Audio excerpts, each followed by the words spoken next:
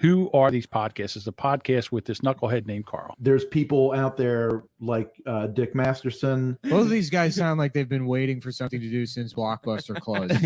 Oh, there are shitty podcasts. We think they bad. I met Dick. He was a piece of shit. He's a fucking sociopath. That dude's a sociopath. Oh, it's terrible. Why do you keep listening then? Go, what? What are you, Joe Cool over here with the sunglasses on? These guys have gotten banned from other outlets. They use that as street cred, as to prove that they are the punk rock. I would be driving to Rochester, New York, and going 2 knuckles deep of my index finger in his eye socket. I'll send them a cease and desist. They shouldn't be allowed to play my song that I wrote. People have asked me if there's any chance of reconciliation. Absolutely not. I don't deal with baby dick. It's showtime. Presenting.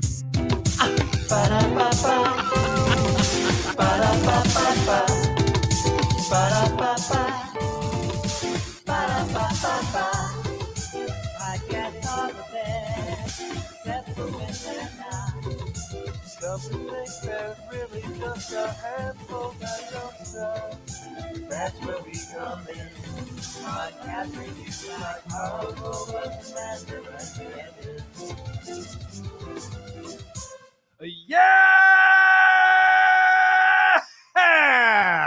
Hello, baby dicks and cousaroos. It's time for another TDS WATP crossover event. I'm your host, Dick Masterson. And with you, as always, Carl Hamburger from Worthy's Podcast. Sean, the audio engineer, could not be here because he has, I don't know, a wife or something. It's annoying. But someone who doesn't has a lot of free time. Vinnie Paulino. Oh, I'd like to thank you both for having me tonight. And also thank you for the extra generous portion of space on that camera frame. You are welcome, buddy. You needed all of it. Vinnie Paulino from The Creep Off. We do that show together Mondays at 1 and subreddit surfing with Cardiff Electric. Glad to be here. You are kind of sunk back there, Vinny. You got like there's like a little tiny stamp of your head, and then it's just background. Maybe you could pull back a little bit more, Carl. That's the nicest he's using compliment. A fucking spy satellite to film me. This fucking guy. The best compliment you've ever received just now. He's like, well, your head looks tiny. Like, and you're mad about this. I'm not mad. Yeah, I didn't think so. Thank you, Dick. That is a compliment. You're welcome. This is a man who knows large heads. You know what's funny about that intro is there's so many more people who hate us since that was edited together. Yeah, that's from great. 3 years ago. I forgot who it was, but somebody put that together for us. I used to play all these clips of people complimenting me before I started the show because that would give me a nice little ego boost going into it. And then this guy decided, like, what if we just pulled clips of all the people who hate both Carl and Dick for different reasons? And even got Maddox in there at the end. That's fun. Oh, man. What happened to Maddox? What's he doing nowadays? He's on Twitch, right? Yeah, I'd like to get him to re-record that and see if there's any of the starch has gotten knocked out of him since that baby dick shit. I don't know. I don't know what he's doing. I should hire like a PI or catfish him or something and load up Bumble or Humble or Grinder or something and see what he's doing. He's got to be not long for LA. He has to be running out of money. I'm very curious about this now because you still have friends who are part of like UCB and stuff, I would imagine, right? Me, no. No. Well, I mean, they don't talk to you, but I figured you had connections or something. Not really. A little bit. Not really. Okay. Because I wonder if he's still part of that world, if he's still hanging with comics and going on You shows think you think it's okay for a 45-year-old man to be hanging around a comedy theater with a bunch of like 19-year-old girls paying $400 for comedy classes? You think they want that image out there? That's literally the whole scene. You just described it. That's what that all is. You just sold me on it. I never want to take a comedy class, and then you just said that. I was like, maybe I should sign up for a comedy class or two. That's a good idea. You should teach it, Carl. You could come in with your Patreon and say, I'm Carl Hamburger. I'd like to teach a 101 only improv comedy class. Yep. And then I get people in there, and they're like, all right, so what do you do to be funny? And I go, you yell a lot. You got to get real excited and yell. That's always how it works. And if you make your eyes big, everybody will think it's hysterical. Yeah. All right. Vinny and I are going to be dual professors on this one. Oh, yeah. We're going to team up and beat people in the way. Wow, that class was horrible. Give it. I got to tell you. All right, so I'm not going to get laid is what you're saying. All right, That- fair enough. That class is not worse than actual classes that are out there. I'm not even kidding you. No, I know. There was a guy in Rochester, Dick. I've told Carl this. He was charging people $250. This man has never worked anywhere professionally, ever. The only thing he ever did was have an open mic in a coffee shop. Cool. He charged people $250 each to come take his comedy class. And I ended up talking to a lot of these people who paid, and they told me what the number one rule in comedy was. Okay. Whenever I asked any of them, I would say, hey, you took that guy's This is class? what they learned. I said, what's the number one rule in comedy? And they always said the same thing. Don't punch down. I did not take that class. I just want to point out I learned nothing from That's that the number class. one rule in comedy. Don't punch down right now. In case Yikes. anybody who wants to get into the business. Wow, maybe that is the number one rule in comedy now. As long whatever you're saying, as long as you can frame it as like, well, I'm speaking truth to power. That's like that's like an applause joke. Oh, so you're saying that the 10 minutes I have on rape victims, I have to just completely throw out. I can't use any of that material now? Apparently not. Oh. Do all of your grandstanding material. That'll be perfect. Yeah, people Tell like everybody that. how good you are compared to them and how they need to reevaluate their lives. People love to be lectured. They do. It's It's shocking. always fun at a It's comedy fucking show. shocking. You know, guys, Asians have rights too. That's how I start my sets. The fuck out of here. COVID wasn't their fault, you know, guys. All right, let's get into the show. Today we'll be reviewing a show called Marble Forest Podcast, hosted by Jesse and Amber. And have you seen what these hosts look like, Dick? No, but I have multiple clips labeled "out of breath" again. Yes. So I have an idea of what. Here, wait, I have a clip for what you're about to play. Go for it, see if buddy. this fits I the was going to picture. show you a photo. My God. Here. Did you do anything exciting? In the past 2 days? Yeah.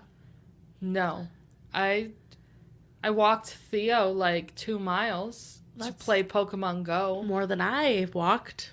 More than I. It sounded like she was about to say that's more than I walked ever. Ever. Yes. That's a great picture of them. Let me set it up for the people who are listening. One is holding a balloon. That's the number 2. Yes. And the other one is holding a balloon, which is the number 0. And I Right. assume this is both of them holding up their ratings of attractiveness. Yes. One's a 2. The other one is a 0. And you can tell too, because the 2 is very proud of herself. Yeah, she's smiling. She's all happy. She's like, I'm killing it. And the 0's just kind of got it to the side. But That's funny. She's walking it down the aisle. God, what is up with the fishnets? Fat women have ruined fishnets completely. One of the first porns I ever saw was like a softcore, illicit DVD that I acquired from the internet in like 1994. And bitch was hot as hell wearing fishnets. But ever since then, these girls have whittled that memory away to just a spark, like at the end of the never-ending story. So Well, you frustrating. talked about burlesque shows on your show before and whether or not you enjoy a burlesque show.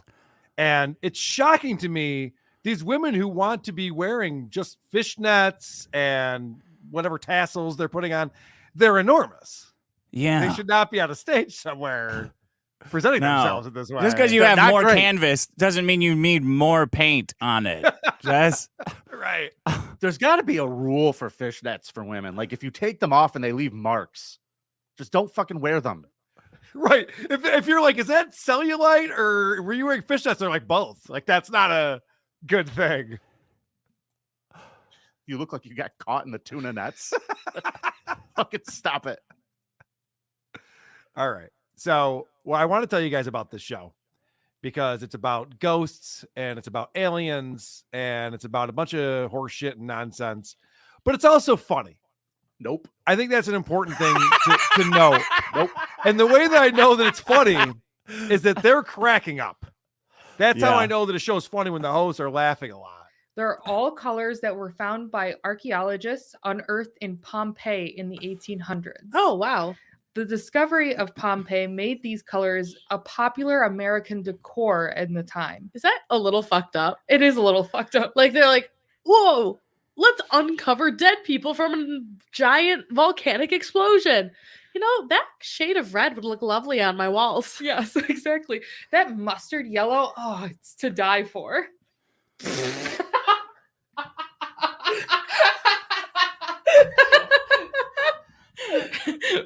Well, my bad. I love that. At least she apologized. Spoiler. Mustard yellow to die for is in the episode description. They Oh. thought that was such a funny line. Like, get ready for this.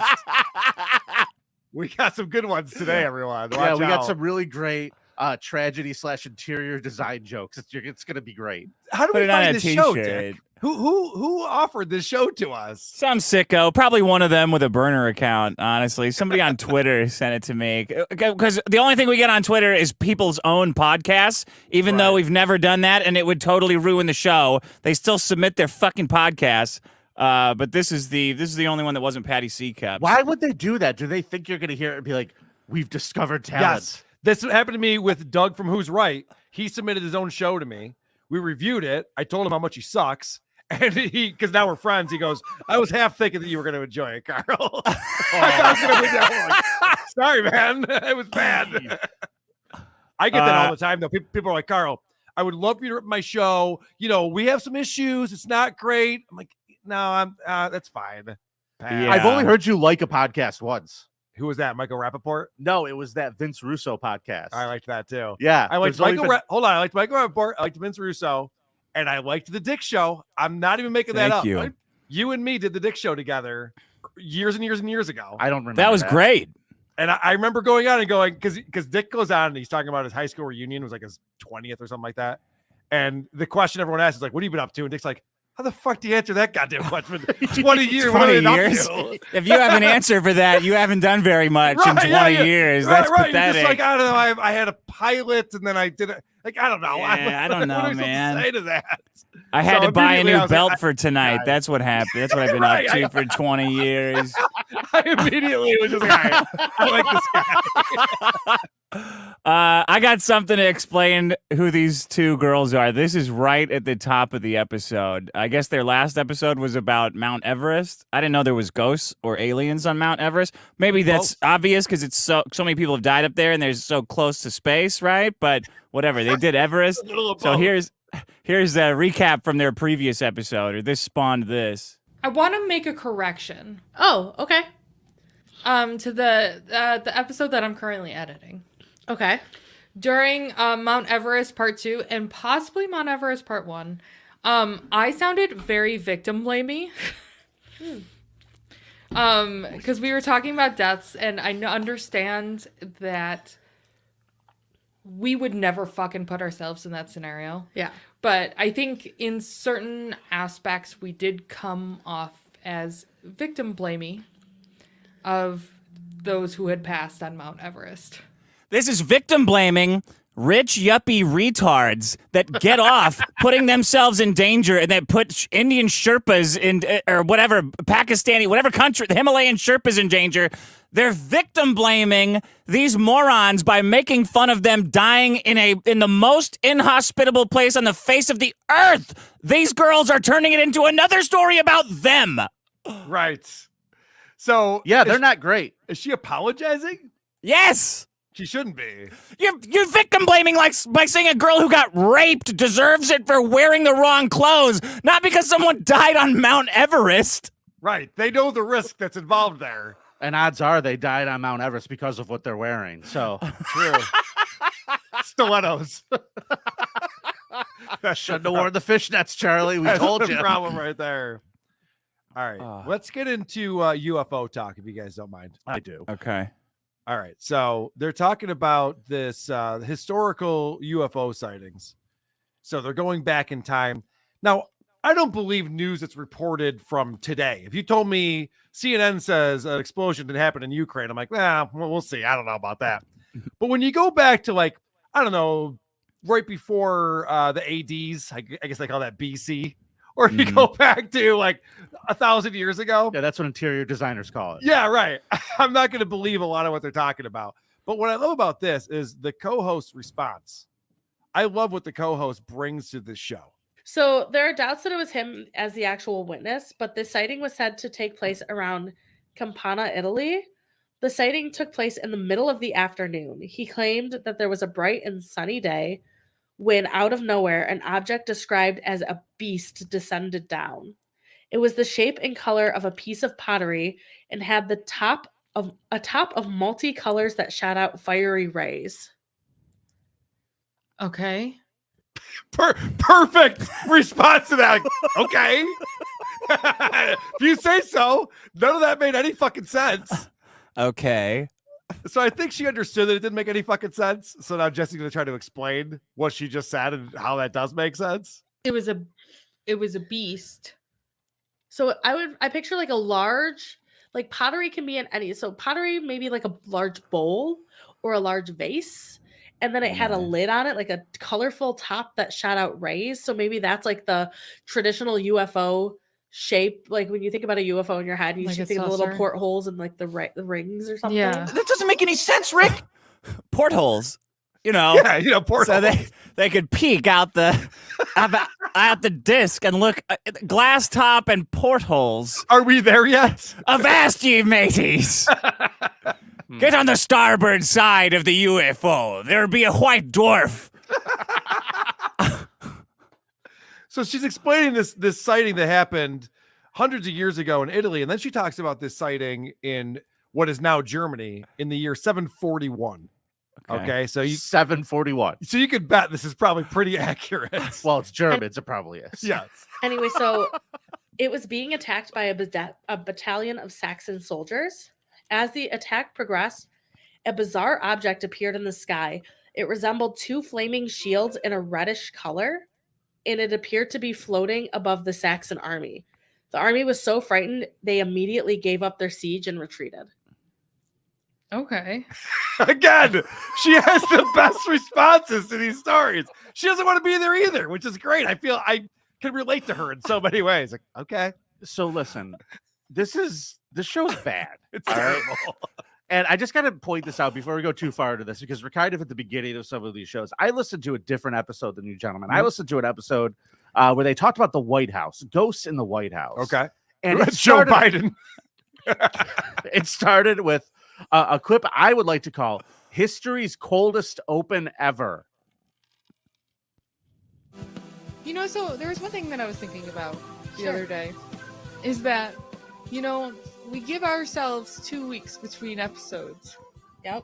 And we literally wait pretty much until the last minute. Because we suck. Because we suck.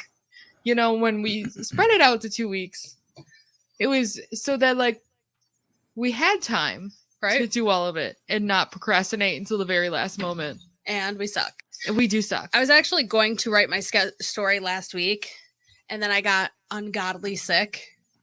Like, it was literally on my list of things to do that week, and then I was super sick, so I was just like, Okay. This is the opening of their show. Right out of the You're already music. apologizing for the show's gonna suck? That's a bad we move. suck. This show is terrible. We procrastinated. I was sick. Wait till you hear this. Do you want to hear the other one's excuse as to why they didn't prepare? One of them says she's super sick. Okay. Then the other one gives her excuse. Here we go.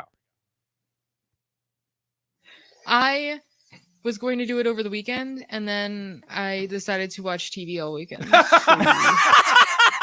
At least so you have your period. Jesus Christ. I just had to watch TV all weekend. I couldn't believe I was listening to this. I was like, do I have to listen to this whole thing? I was like, I need ruling here. This is the worst. This is It was a terrible. lot. It was so much edging. I would listen to like 5 minutes of them reading Wikipedia badly, and then then their color commentary would be okay. I'm like, well, that's my thoughts is okay. You guys are supposed to love this stuff.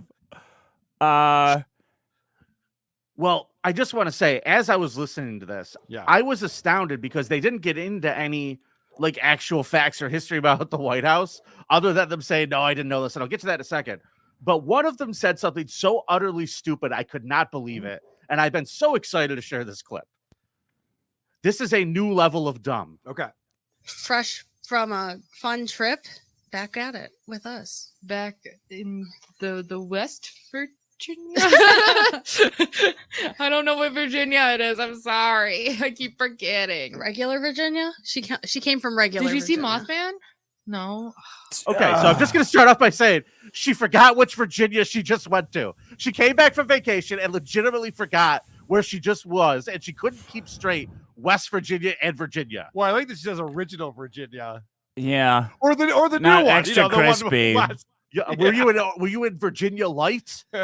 You stupid idiot. Listen to the rest of this clip. They want to plan a trip there, guys. They're to West Virginia. That's so depressing.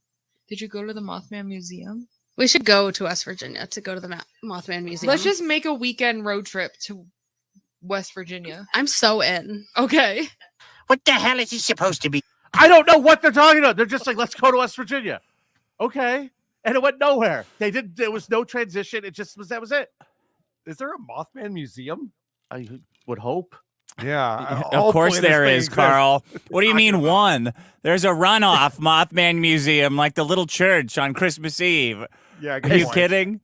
Is this still a goddamn capitalist society? I would hope there's a Mothman museum. We got rock and roll, we got country, we got Mothman. You're right. There needs to be a museum for all these things. Fuck yeah. But I just couldn't believe they're so dumb. She couldn't remember which state she was in. That's surprising. That's shockingly dumb. There's So signs that tell you when you come and go. I did. I listened to a different episode too. On mine, it was a Civil War era haunted house. There was aliens in mine too, but it was also a Civil War haunted house. So I got to hear their commentary of slavery and stuff. I don't know if you guys are interested in any of that. Here we. I have some of it right here. I can only imagine. As well as the war got closer to home, John McGavick sent most of his slaves to Louisiana so that they wouldn't be taken by Union authorities. Yep. I was predicting you were going to say something stupid like that. Yes. God, I hate these people. I'm just giving you the history. I know, but people suck. Like, history sucks. History does suck. Yeah, okay. But then So wait, had it. hold go on, ahead. Dick. I have to understand this. So they're anti-slavery? Is that where they're coming down on this issue? I think so. That's they bold. can't. Yeah, really, right? Oh, wow. But they have a very interesting. They're not. I don't know if I would say they're anti. I don't know if they're anti-freedom. So here's their reaction to the slaves getting freed.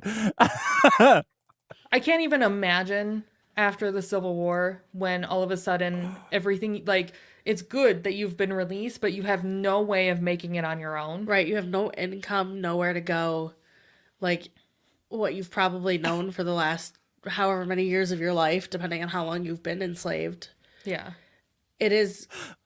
I feel like that. I'm gonna keep playing it, but it sounds like they almost wish slavery was back on. Like they're empathizing with freed slaves, and they're like, "Could we have slavery again, please?" Well, Dick, what's funny about that is we have Juneteenth coming up, and of course, Juneteenth is a holiday that celebrates these people for 2 years didn't know that slavery didn't exist anymore. They were still slaves. It sounds like these would be like, "That's good." They didn't have to find a job. She is about to say Toby would have been better in the stables. Yeah, here. He would have been better off. They're trying not to say that, but that's what they're clearly thinking.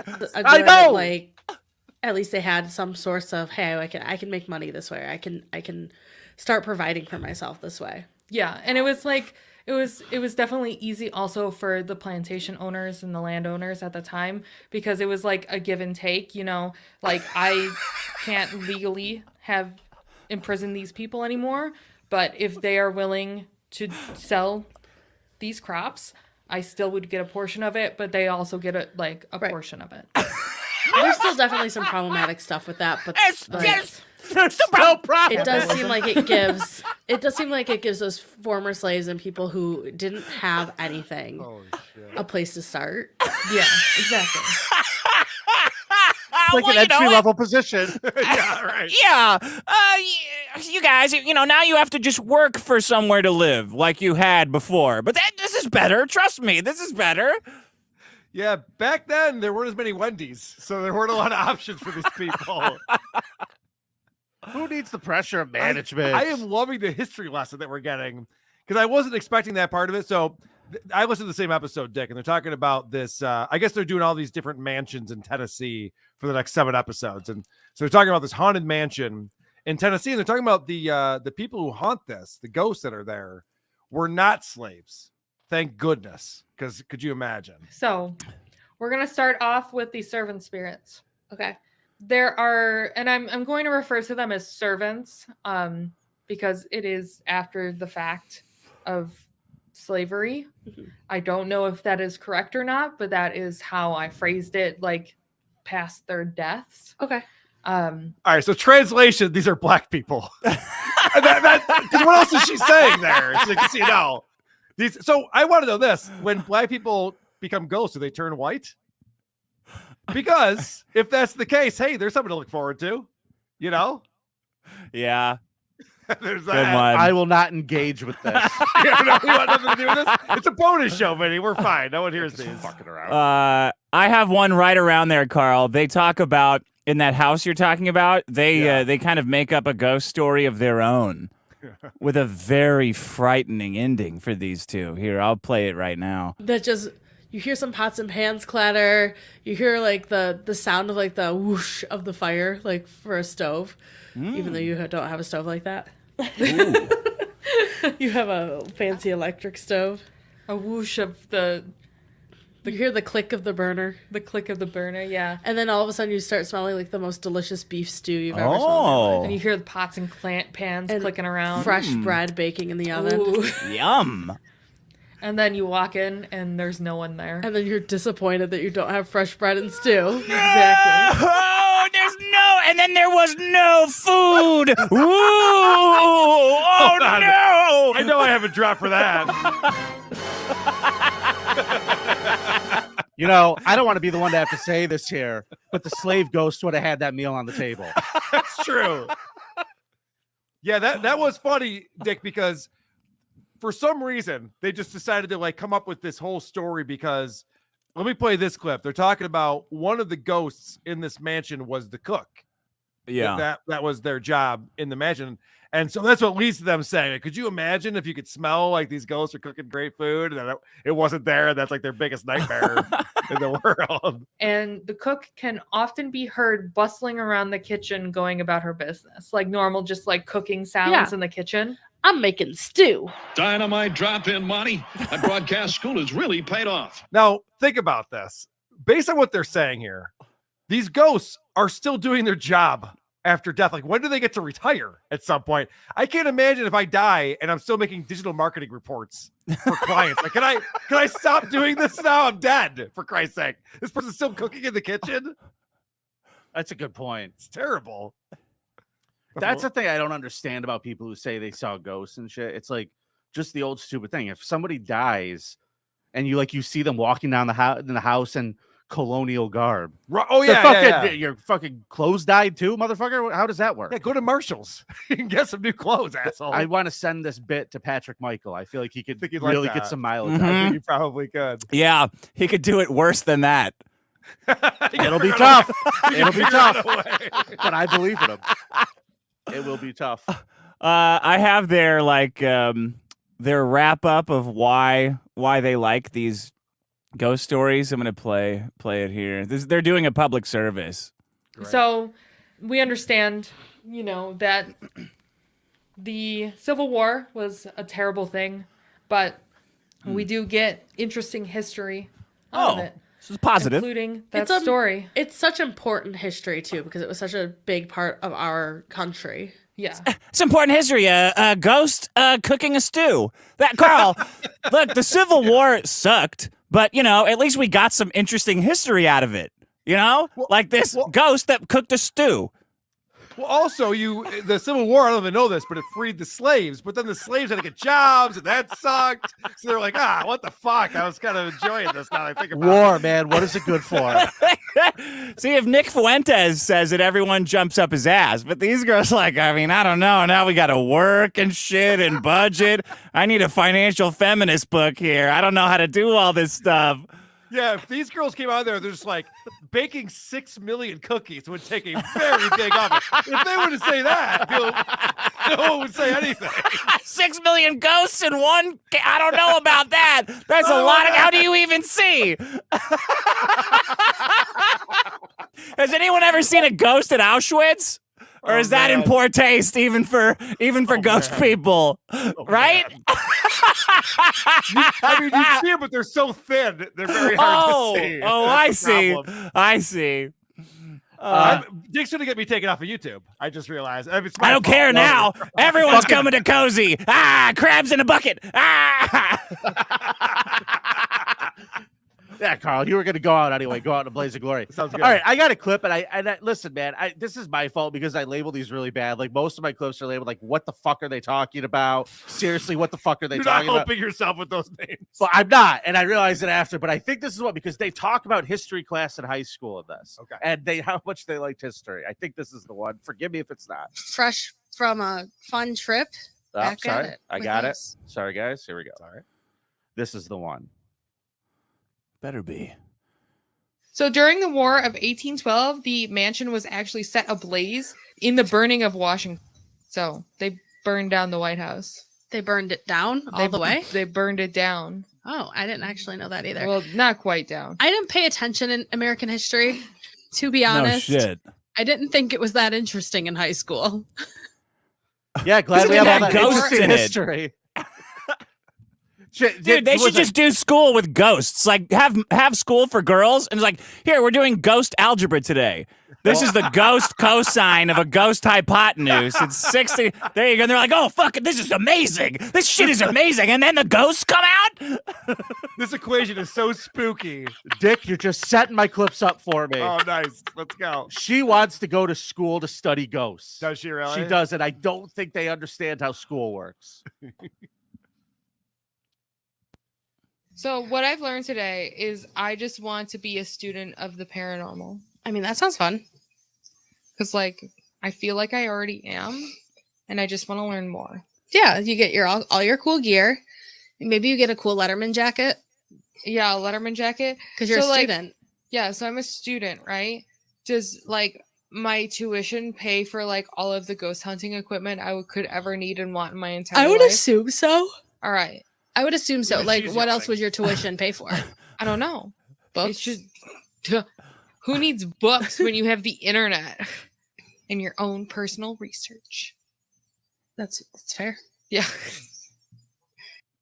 So They're boring themselves. They are falling asleep. They're bored of their mind And- concept.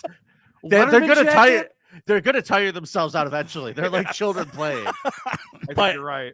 this was like shiny. It's like I want to go. Will my tuition cover all the ghost hunting equipment I'd ever need? I don't know. It's your Of course it hypothetical. would. It's your fucking hypothetical. Yes. I want that, dummy. They're so stupid, man. Hey, in this made-up world, can I fly? Like, yes, Carl, you can Yeah. fly. If the new made-up world you're in. How does it work?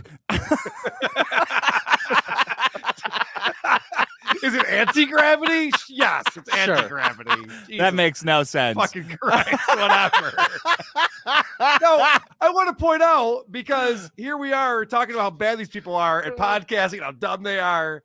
This newest episode is number 52, and this is their second season. A year full of stupid. I This is saw their that. second season of podcasting. Episode 52. Did you know 52 is my basketball number? Oh, really? Yeah. It's the only even number I like.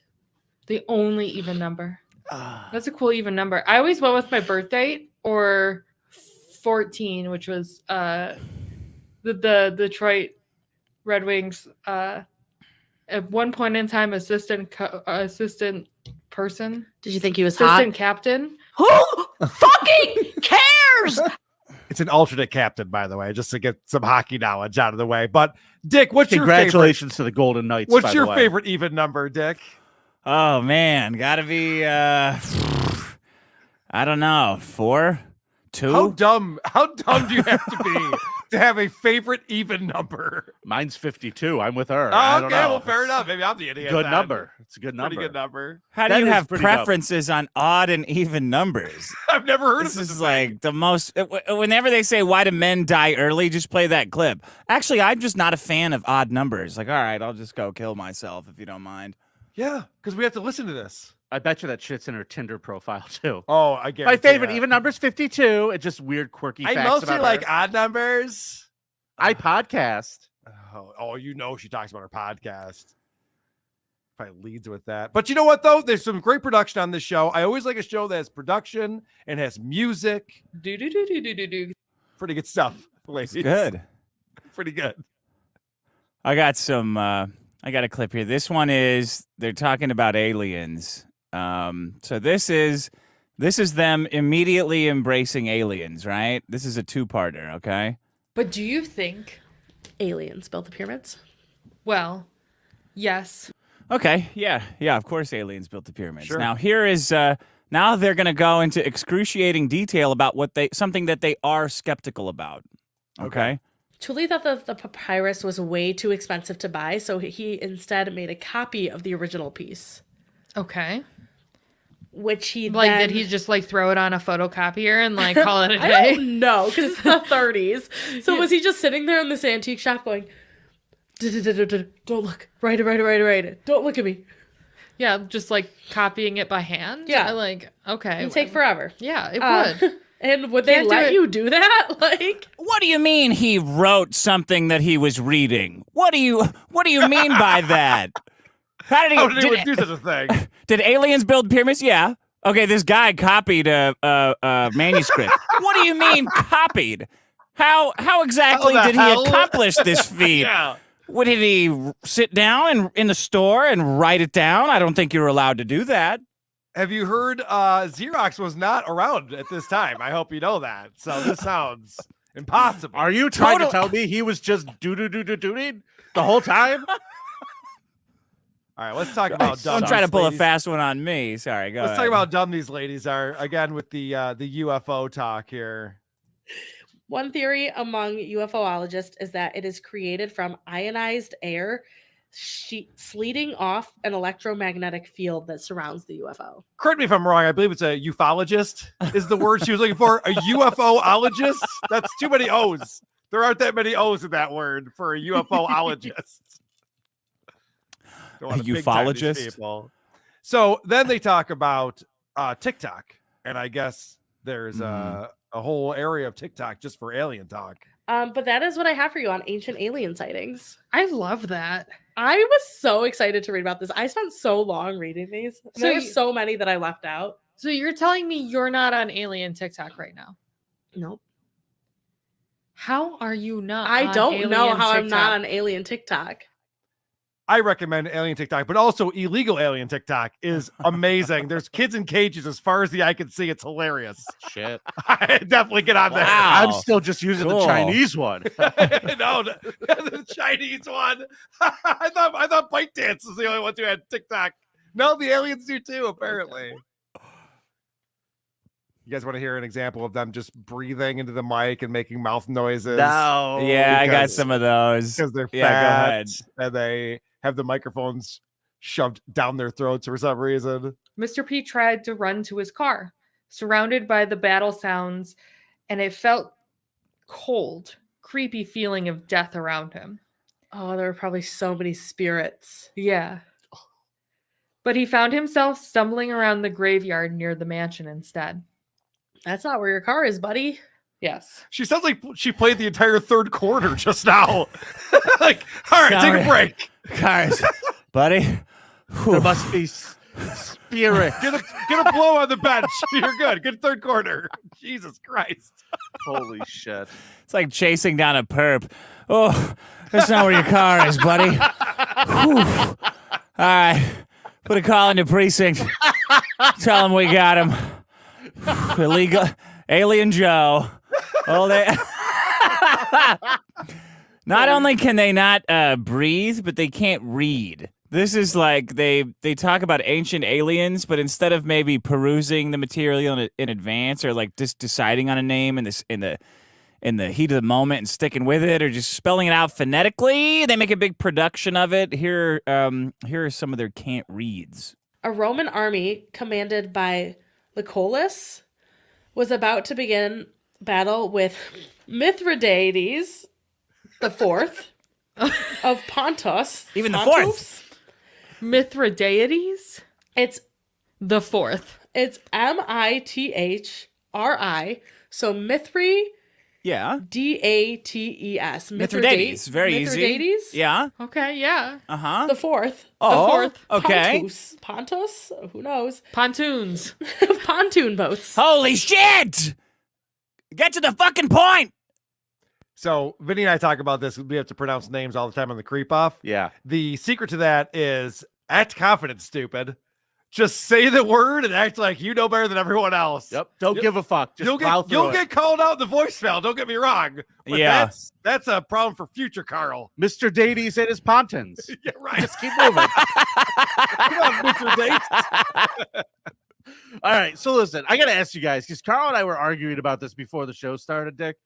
Do you think these two girls are stoned out of their goddamn minds? Whew.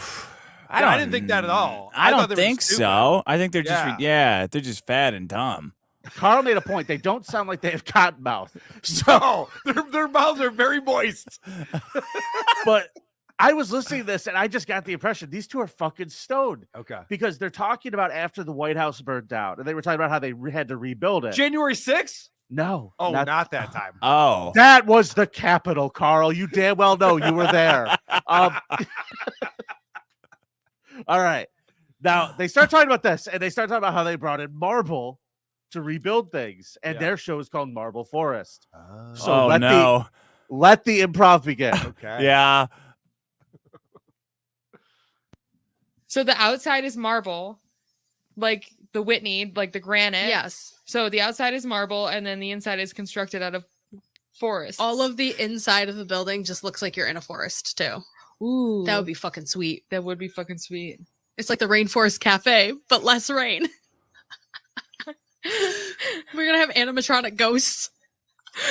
Oh my gosh, wouldn't that be amazing? I would go to that restaurant if it was an actual restaurant. Like if they were like, here's a Marble Forest experience, like the Rainforest Cafe, I'd fucking go. We've got like an animatronic Bigfoot or animatronic like Nessie.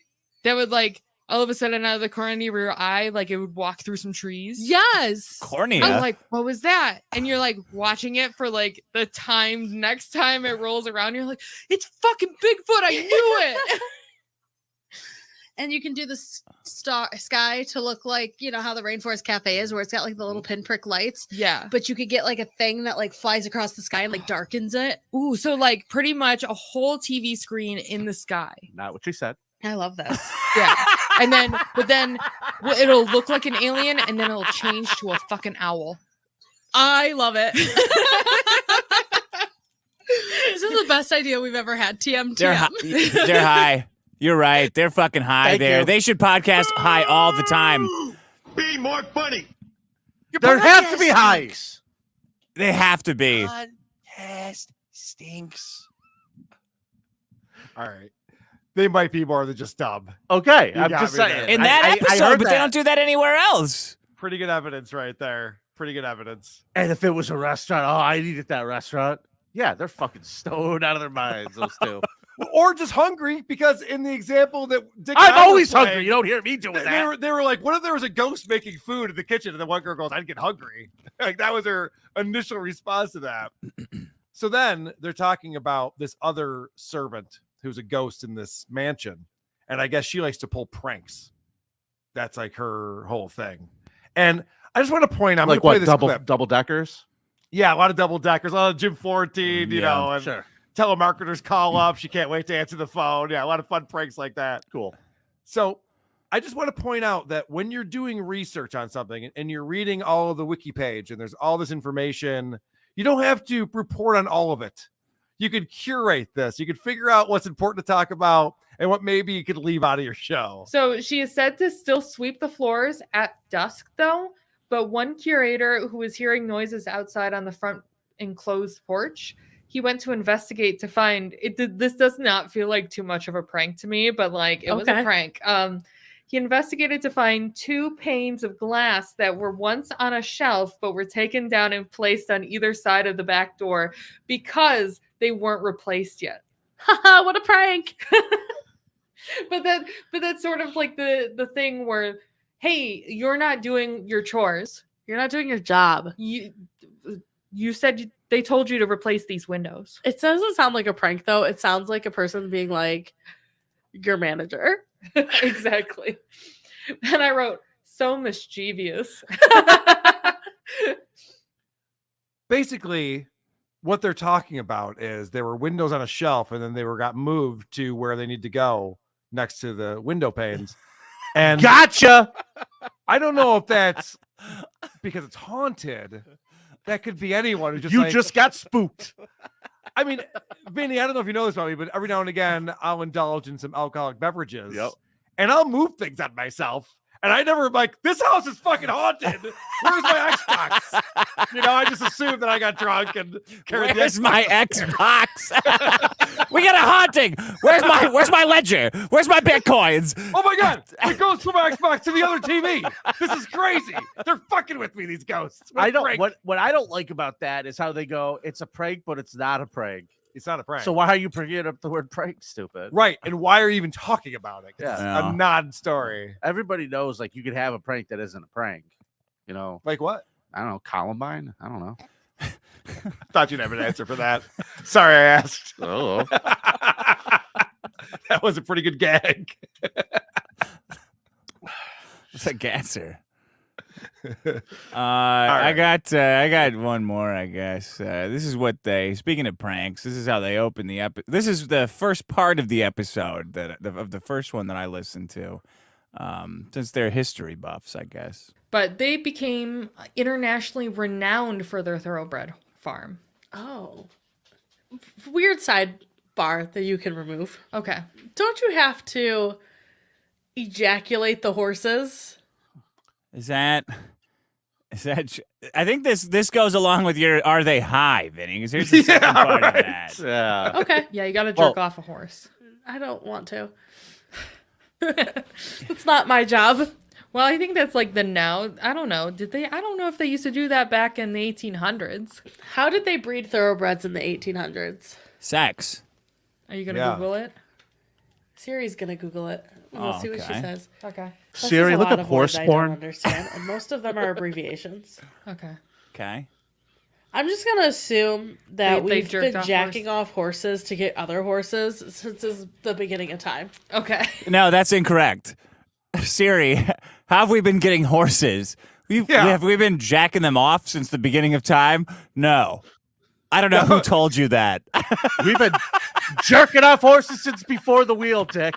We didn't have horses until we invented the turkey baser. And then we were like, okay, now we can have horses. Wow, these horses are great. We better start jacking them off to get some more. Everybody can have a horse. Come on, guys. Let's go. Let's go.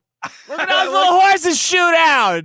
I like the verb she used there. Did you ejaculate the horse? You have to ejaculate the horse. I mean, I can't wait to go tell my wife that she needs to ejaculate me.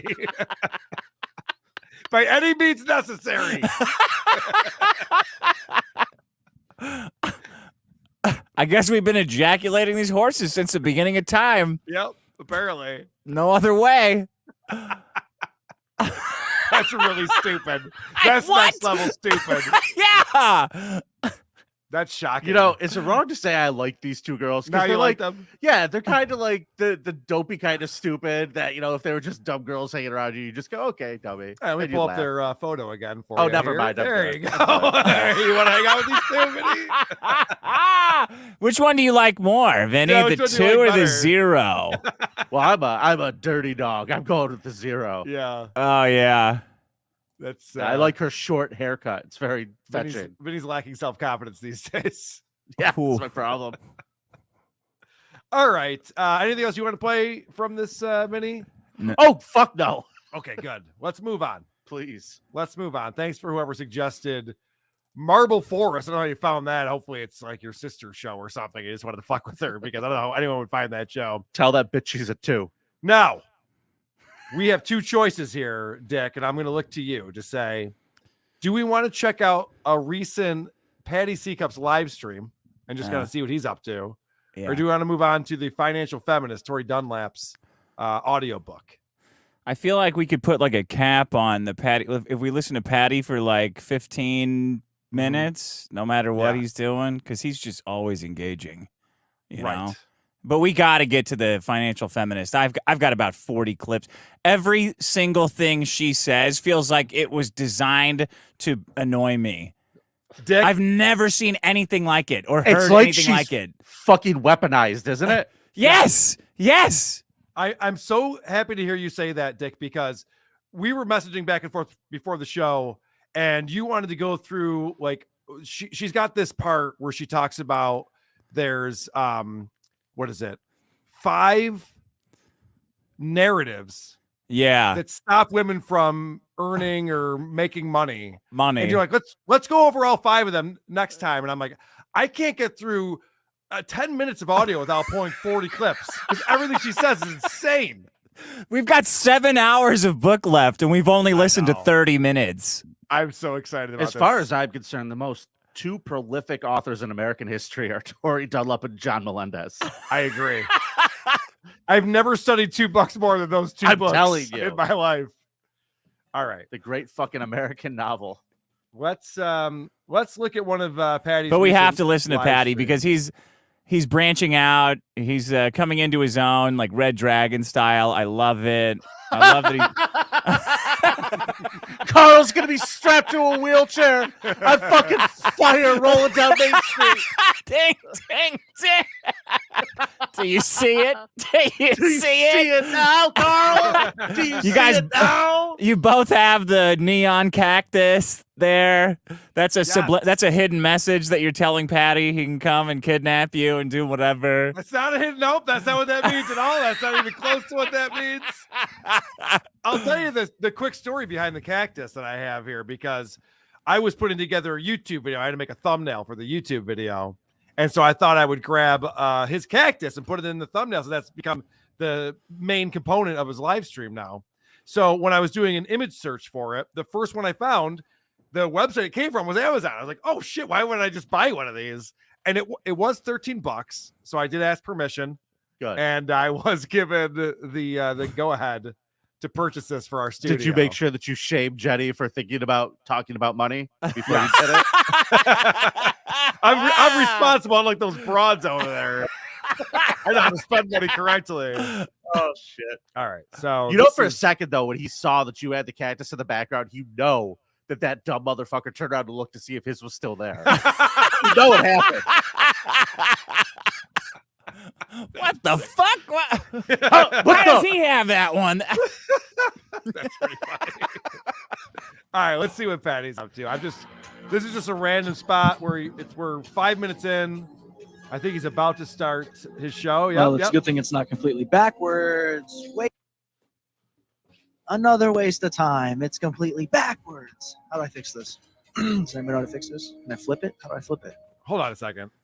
Why does he think this is backwards? It's not. It says live, great job, awesome. Why is he saying this is backwards? I'm going What's to he guess looking the at? worst case of dyslexia known to man. Why is he freaking out about it? So is it possible whatever he's using to stream this is doing the mirror image thing? Because people get weirded out when they see themselves. Yeah. Not like it's a mirror image. So Yeah. he's looking at the screen and going, what the fuck? He's like a dog looking into a mirror. He's wildly confused. Okay. There's You got to be a can't- way to just flip, right? You can't see him on camera, but his head is tilted. no He is idea. confused. His ears flipped Anyways, back. how's it going, guys? Very ominous music. I don't know what's happening. We're starting some sort of armada. A fleet of Good. ships. I'd like to watch him troubleshoot in real time, this though. guy. Yeah. It's going to take me to something else, and it's going to take 11 minutes to do so. Mother F, dude. His I hate internet this. sucks. I need a guy. I just need, you know what I mean? He's got to it? secretly get internet. Does that do anything? Yeah. I think he gets government internet. All right. Whatever, dude.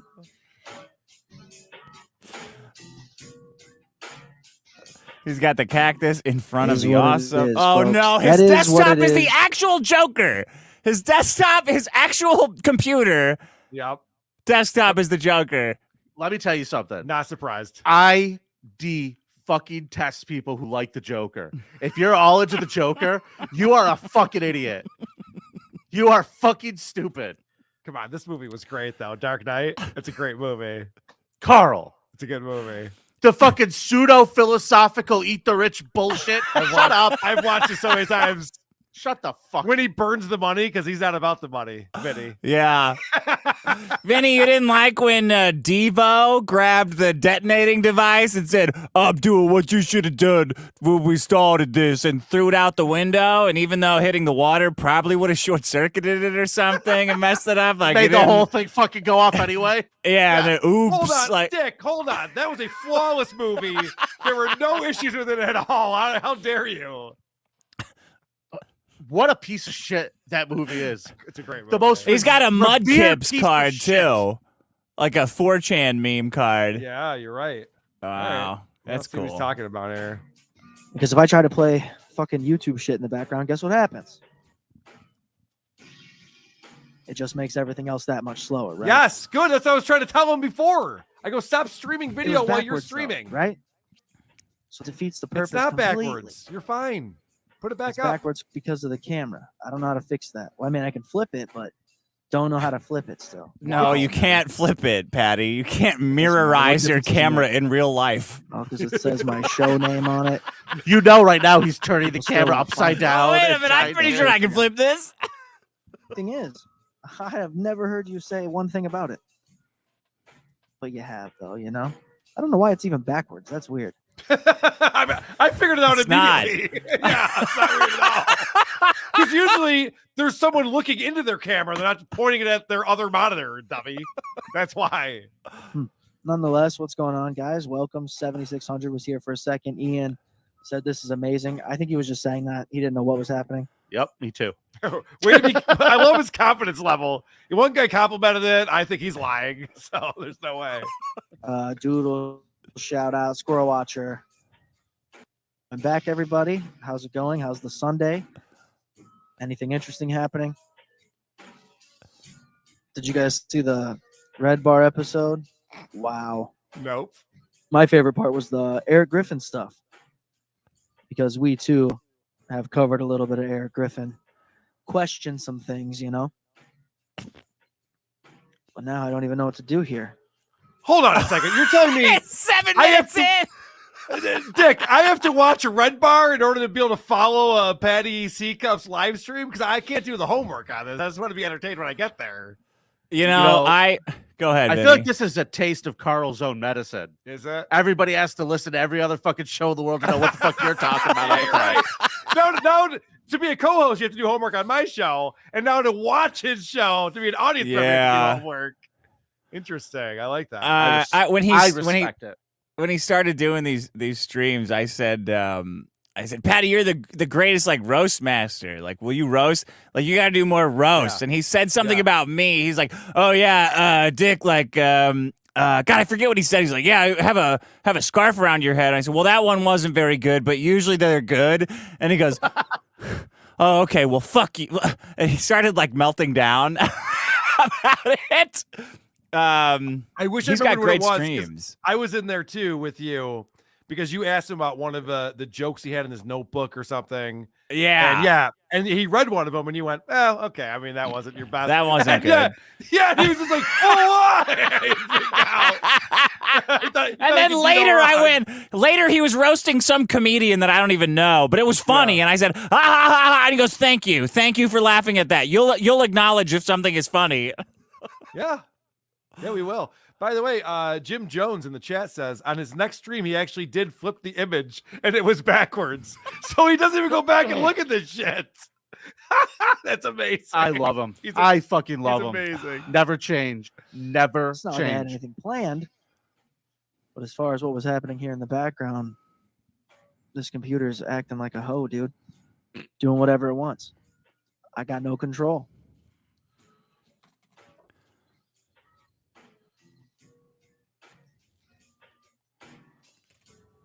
Let's see what I have down here. I wrote down some Is he stuff. listening to this music like out loud? Well, that's the point. I was just going to point this out because on his podcast, when he goes in and does post-production, he'll put in music beds in the background. Is that Maddie? Yeah. Maddie. Yeah. What's going on? I don't know what she's doing over there. He'll You're put saying in... hi to his dog. Jen's been barking for hours. I put plenty of kibble down on the floor. She'll be fine. All right. He'll put in these music beds in the background, and you can tell he puts them in purposely, like after a punchline or something. So it's obviously Yeah. post-production. When he does his live stream, he does it in real time. Like he's literally playing this music while he's doing his live stream. I guess to keep it interesting. Yeah. Pretty good. Possibly bring up. Oh yeah, on the Red Bar episode, what's up, Ed?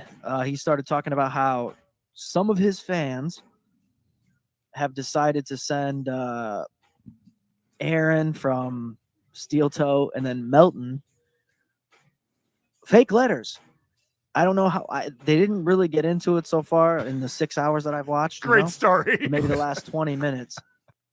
So, you know what Redbar's talking about? He was saying that some of his fans are sending letters to Steel Toe and Melton. I don't know why or what that's about. 6 hours. He watched 6 hours. He has nothing. Here, let me try to flip this again. Yeah. That's a pretty good story. He'll cover it, but I doubt it. But apparently they fell. Apparently they thought it was Red Bar. They responded. They were heartfelt. Very interesting stuff. And Red Bar was right, man. He said, you got to just assume everybody's got ulterior motives. And that's what I assume. I've been assuming that. Right? Specifically Ed. Just because you're paranoid don't mean they ain't after you, Yeah. Patty. You got that right, buddy. We're after you, Patty. And Dr. Chow, dude. Suspicious. I'm suspicious. No, I'm not. Not really. That would take up too much of my time. You know? I am disappointed, though, when I left that comment on Carl's episode about me. I don't know how many likes I got. I think it was just one. So far, just one like. This fucking guy. He wants more than one like on a comment under a video that we're goofing on him, and everyone is there to watch us goof on him. I hear this, and all I can think to myself is, your kids need school clothes, Patrick. I know. Your kids need a father. He's on. You're sitting on the internet complaining that someone gave you one like. A different father. I stand corrected. Join a bowling league or a paintball league or something. One of these episodes, he went for over 6 hours on the live stream, and it's not a good look, especially. I mean, he's probably on government assistance or something, I'd guess, because I don't think he has a job or anything. But you would think that someone would be like monitoring his behavior. I don't know. Well, technically, it's just you. Yeah, I know, right? Good point. Someone is. Actually This is the Patrick. If he is on government assistance, this is the only time I've ever been glad to pay taxes. That some of it is going to Patrick Michael. I'm going to pretend that all of my tax money is going to him if he's on some kind of disability or something. Next April, I'm throwing an extra $50 on the check. Dude, spend it to bed. I'll one up you, Vinny. Next house I buy, Indiana. I want to pay Indiana taxes. There it is. Some people can't handle the truth, dude. Some people can't handle the truth. Wait, is he saying you only got 1 star on his comment because people couldn't handle it? Everybody who likes your show saw that comment and thought, wow, this is such a truth bomb, but it's just too edgy for me. I hate it. Me to like. Like that Jesus comic that they hand out on the subway where they're all mad at him because he spoke the truth. Like that was his comment. I gotta hear this again. Let's check this It would out. take up too much of my time. You know? I am disappointed, though, when I left that comment on Carl's episode about me. I don't know how many likes I got. I think it was just one. So far, just one like. Some people can't handle the truth, dude. Some people can't handle the truth. But God damn it, I'm not a lol cow. How could I even do that? Okay, first off, I don't know if was I supposed to like his comment because I don't have time to go through and read all the comments that are in on this video. I'm surprised you don't have the comment ready to read right now. Dude, I'm listening to this for the first time right now. I had no idea he was going to talk about me. I'll tell you this, though. That music in the background Yeah. is the exact same noise you hear if you hold up his skull to your ear, like a seashell. Does he have skull rights sold already, Patty? Have we bid on his remains? Could you do that? I'd buy him like the fucking Elephant Man. Right. Does it come with those gauges in his ears? That's what I want to know. I want the gauges along with the skull. I want to hang them from the skull. They'll be at the estate sale. All right. So apparently, I don't know if you heard about this, Dick, but for the first time, Patty actually watched an episode that we did about him. He's claimed for years he's never heard my voice, doesn't know anything about us. Oh, But yeah. I put up a YouTube video, and we talked about his Patreon meltdown recently because he saw what my Patreon was doing. The same thing happened to Stuttering John. As soon as these guys see that I'm making a living off of podcasting, and then most of my material's ripping on them, they're like, "What the fuck? I don't even make money on me." So they get very upset. Yeah, man, that is a prescription for the bridge. that is a bummer. Prescription you can only fill at the wobbly stool and rope store. That would be a very bad feeling. We don't have we have Schadenfreude. Like we don't have a word for the feeling of knowing your worst enemy is living because of you. It's called getting Melendez. And I know that Melendezmia. I know it's a term called laughing all the way to the bank, but I literally do. I'm having so much fucking fun Smile over ways here. his way to chase. So Patty finally watched an episode of ours, and he went in. I don't know if you know about this, Dick. We were talking about it in the last WATP, but so he actually watched the episode, and he went in and responded to all the comments. And I was pulling out some choice examples because he's arguing with everyone in the comment section. Which, and I have to say, I think who was it? Blind Mike, I think, said that's helping our algorithm. That's one of the most viewed videos of us talking about Patrick Michael of all time. I think it's up to like 14,000 views. And usually my stuff about Stuttering John or Opie and Howard do big numbers, but not Patrick Michael. But I don't know, for whatever reason, that video is doing pretty good. I'll tell you this is that would mark the first time he's ever actually helped himself. Right. In any way, shape, or form. But he's so angry about it. And it's so funny because he's going in there and responding to everybody. But he thinks in his mind that people put a comment on YouTube and then ever go back to see if someone else has commented on it. No, you move on with your life. You leave a comment, you move on with your fucking life. But he's going, I don't know why these people aren't responding back to me. I only got one like on this. It's like, yeah, because people they're watch not the video text once. messages, you Yeah, retard. right. No one digs down to like look at the responses to comments that came in 5 weeks later. Could you imagine if you were that lonely of a person that you left a comment on a YouTube video and then the next morning and then the next afternoon and then that evening, did anyone like this yet? Did anyone respond yet? You just hear the Incredible Hulk music as he walks to his computer. Right? What have I done to put myself in that position? I've seen some serious lolcows, guys. I think they just like to throw that word around. Well, I do, but so Dick, his whole thing is he goes, I can't be a lolcow. I've studied what lolcows are. I've watched the porcelain documentaries. There's no way I'm a lolcow. And we were just like, hey, man, don't give yourself some credit. I think you could be a lolcow. I think you've gotten to that point in life, man. Don't sell yourself short. Right. Yeah. You're doing it. I love the fact that someone can determine whether or not they are themselves a lolcow. Like, that's not how that works. I think getting into that territory is like, that's a mistake. If you're starting to have the conversation of like, anytime you say like, no, I'm not a pedophile, like that's bad. Yeah. So just don't ever say that phrase. I'm not a lolcow. Dick, I am not a racist. I have yeah, exactly. friends. Yeah. You know, though, one of my friends is a lolcow. I know. He's such a literal motherfucker, though, guys. Like when he is. hears lolcow, he's like, I don't have hoofs. I don't have a bell around my neck. No, I know. What are they talking about? I don't know if you saw this, but somebody made me a Photoshop of a cow where like the black and white said LOL and the face was Patrick Michael. Oh, no. And I tweeted that out and I'm like, that looks like he is a lolcow. It's official. Guys, I think they just like to throw that word around. You know, that's somebody who's definitely maybe 22 years old. Maybe 22 years old. Otherwise, you wouldn't even know that term. Hit the like button. Don't forget, all 8 people in here. Sorry, I don't know how to do my voice there. It wasn't good. I love when he goes, let me turn Irish on us. Wait a second. Does he have a co-host? Yeah, I think so. I think that was Husey just hopped in there. From across the pond. I wonder if he like picked the specific like borough or street of London that he was from when he was making that accent. Damn. Oh, from Pennywick Circle. Hit the like button. I'll tell you what, though, I have been listening to a lot of Eminem. You know, I went through. I actually used to back. Shocker. Remember CDs, guys? Remember when we had a CD? Thanks, Dr. Chow. You're a sweet man. Sweet doctor, honestly, professional. If I'm being honest.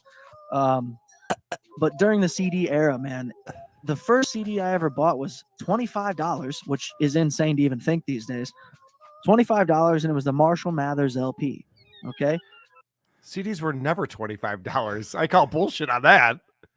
What is he talking about? Well, Is that a when you're double buying disc? them from guys who stole them from the mall at the trailer park, they're $25. I worked at Media Play. I happen to know the price of CDs, and $15 was about as high as they would get. Yeah, Am I think when I crazy? bought like my first CD with the Wayne's World soundtrack in like 1990, when it came in that stand-up box, so you had to see the display. Remember? And I it was still just have those boxes. Yeah, the dual stack from you had to punch it out. I think that was $17.99, and then Columbia Okay. House came in. I don't think it ever got up to $25. Wayne's World was your first CD you bought? Is it because of Queen? What was the song on there that you're like, Yeah. But I saw the movie with my dad. I'm like, man, that headbanging song was fucking awesome. And the Foxy Lady with Garth was great. Oh, yeah. What year was I must have been like 12 or something when that came out. You're 22. Foxy Lady with Garth is Wayne's World 2. No, that's not true. It is the original Wayne's World. I know that because I've never seen Wayne's World 2, and I know that scene. I don't know. Okay, fine. I'll go with it. But I will also add on that Wayne's World was a fantastic movie. Patty Thank you. Cups probably bought the CD from Columbia House without getting the free CDs because he thought it was a scam. The only place I could think of that charged $25. Those are expensive CDs. You get 12 free CDs. No, thank you. That's a scam. I'll buy them the old-fashioned way. Thank you. You're Thank not going to get it you. over on me. You're right. Oh, wow. That's funny. And I didn't even know about Eminem. I didn't know about Eminem. My stepbrother had told me about him, played a bunch of the tracks, and So then you did. He goes, I didn't know about it. I mean, my stepbrother told me about it, played me the music, explained it to me. I didn't know. Sounds like you were an informed customer to me, it sounded sir. like you knew all about it, dummy. that was the first thing. As soon as I got enough money to get a CD, that's what I wanted. That was 2 weeks Wait, ago. is he trying to like say that he just had some sort of like an internal like spiritual force driving him to buy the Eminem CD? That's that he a good wasn't question. he didn't know him at all. It just like he just saw it and is like, yeah, this is me. I'm buying it. I'm sure he'll explain it. Let's keep listening. I'm sure his earlobes look like spaghetti. Oh, sorry. And I didn't know that it was such like a hardcore CD, right? That I had to go. You couldn't just find it at Walmart, at least not the quality version. So I ended up paying $25 for it, and then I continued to buy nothing but Eminem shit from that point forward. Like the Re-Up, he had this crazy album called the Re-Up, and it featured like 19 different artists, and it's like I don't know any of those guys now. What happened to you? All right, this is where he loses me. Yeah. I might tap out at this part. He's You not don't talking about me anymore. So All I don't right, care. let's That's do not the riveting to Financial you. Feminist. We got to get somebody to clip these shows. I think, Carl. The Patty yeah. one. The Patty. Yeah, I mean, we've done some of the live streams in the past. I just thought it'd be fun to just kind of drop the needle and see what was going on with them. Yeah, you were right, but I think it would be great if someone I could agree. do that. If some brave soul could do that for us. Like maybe someone who used to like check out Maddox's Twitch. Who Yes. wants to like maybe check out the Patty C. Cubs. What a huge help. Which is on a channel called Great Job Awesome. It's not easy to find. I'm going to be honest with you guys. I'm going to not recommend you do that. And here's why. The last guy whose job it was, it didn't end well. Oh, you're talking about Podcast Hitman? Yeah, it didn't end well for him. Yeah. Well, actually, It's fine for me. It didn't end well for his girlfriend. Yeah, Sorry. right. It didn't end well for one person. Well, I'm okay. I'm doing all right. my clipper's okay, so we're to be determined, Vinny. I mean, your clipper may or may not have killed someone as long as you get away with it. Yeah. Who am I? What am I to say? You know? And that's fair enough. Right. All right. Good. We're all on the same page. So a book was written by the Financial Feminist, and she came on my radar because she had a podcast. It's actually relatively popular enough that she was tasked with writing a book. And I guess it's on some best-selling list or something. She's been on morning national TV, like Good Morning America or something like that. Yeah, so was the fucking housewife in Missouri who made a cat out of butter. That was impressive, though. Anyway, my point is, this book is called Overcome the Patriarchy's Bullshit to Master Your Money and Build a Life You Love. And the whole basis of this book, and you know what? I'll play a clip. She explains the basis of the book right here. Now, regardless of your gender identity, this narrative exists. Society expects everyone to magically be good with money. But for men, this expectation comes with education. On the other hand, the system was not built for women or anyone who isn't a straight cisgendered white man. This is the thesis of my entire book, really. All right. So she is saying that only cis white men were taught about finances and money. I honestly don't remember going to that class. Did you? Well, you wouldn't have, Dick. You're Mexican. Vinny, did you ever go to money class for the white people? I went to a private school. They didn't let Jews in. I remember a lot of women struggling in my finance class in college. But that's just because it's very difficult and their little brains couldn't comprehend it. Yeah, well, I mean, that's why there's home ec. Right. I Why don't you go like bake a pie? I like the gaslighting of, men are expected to do this too, but with that expectation comes education. Like the Johnny Cochran style gaslighting of, we expect guys to do this too, but we also educate them. Like you educate us on not shopping on Instagram all day. Did I go to a class on like don't buy this? Like, no, I don't think so. We'll get into some clips, but basically what she's talking about without saying it is women weren't told to not buy things you can't afford. So no one told me you can't buy stuff you can't afford. It's like, well, that's common sense. Don't buy stuff you can't afford. She's like, well, men know that. I'm like, well, yeah, I do. It's common sense. It's kind of how that works, dummy. Yeah, because we don't hit that. Supposedly every woman ever has not picked up on that. It's incredible. It is very difficult for them. Don't get me wrong. Not one woman ever has picked up on it. It is a problem for them. I understand that part of it, but it's not because all of a sudden men were given a crash course. And that's the funny thing too, is that she acts like we were all taught, and she says even from a young age, we were taught about money and how money works. Now, I don't know if you guys have ever met someone whose profession is teaching in elementary school or high school. They're not good with money. They decided to become teachers. So they don't know shit about money. I mean, you're not going to learn about money in school. It's not going to happen. So proving once again, the financial responsibility class is just not being taught by anyone. Correct. And that's the part I agree with. When she says people don't understand finances and money and investing, I'm like, no, they don't. This shit is not taught. And if you are interested in it, you do actually have to go and seek it out and understand it. And actually, now I got to play another clip. I was going to let Dick go. Okay. But this is where she starts to talk about why men understand this stuff better than women do. Yeah. And it's because men, for some reason, talk about it. And I think this is the clip. Let me see if this is right. No, that's definitely not it. On average, women are less likely than men to know about different financial practices. Men are taught about money in a way that women aren't, starting in childhood. All right. So that's the part where she's talking about, like, for some reason, we're taught about this stuff and they aren't. But this is the clip that I wanted to play. Golf courses, whiskey bars, and online message boards are chock full of men trading stock tips, discussing their annual bonuses, and sharing real estate theories. It's socially acceptable, nay, encouraged, for men to discuss money and pursue wealth. Because they're interested in it. That's what they're interested in. Because we needed to fuck you, you dumb bitch. That's why. Because we all have a giant hole in our hearts, and you guys can fill that hole shopping for shirts and dog toys on Instagram, and we need to fuck you to fill the hole. So we gotta find a way to trick you into fucking us to fill it, which for some reason is making you money so you can blow it on shit. By the way, Carl, forget you took an extra step that I was going to take it. Go ahead. My whole thought about this was she's saying it's the system that's working against women, and then she goes, because these men, they just talk about it with themselves because they're interested in it and they want to make more money and they want to understand how investing works. And it's like, yeah, and we don't care about makeup tutorials or The Bachelor. So we have time to talk about these things with each other. This is not a system thing. This is on you.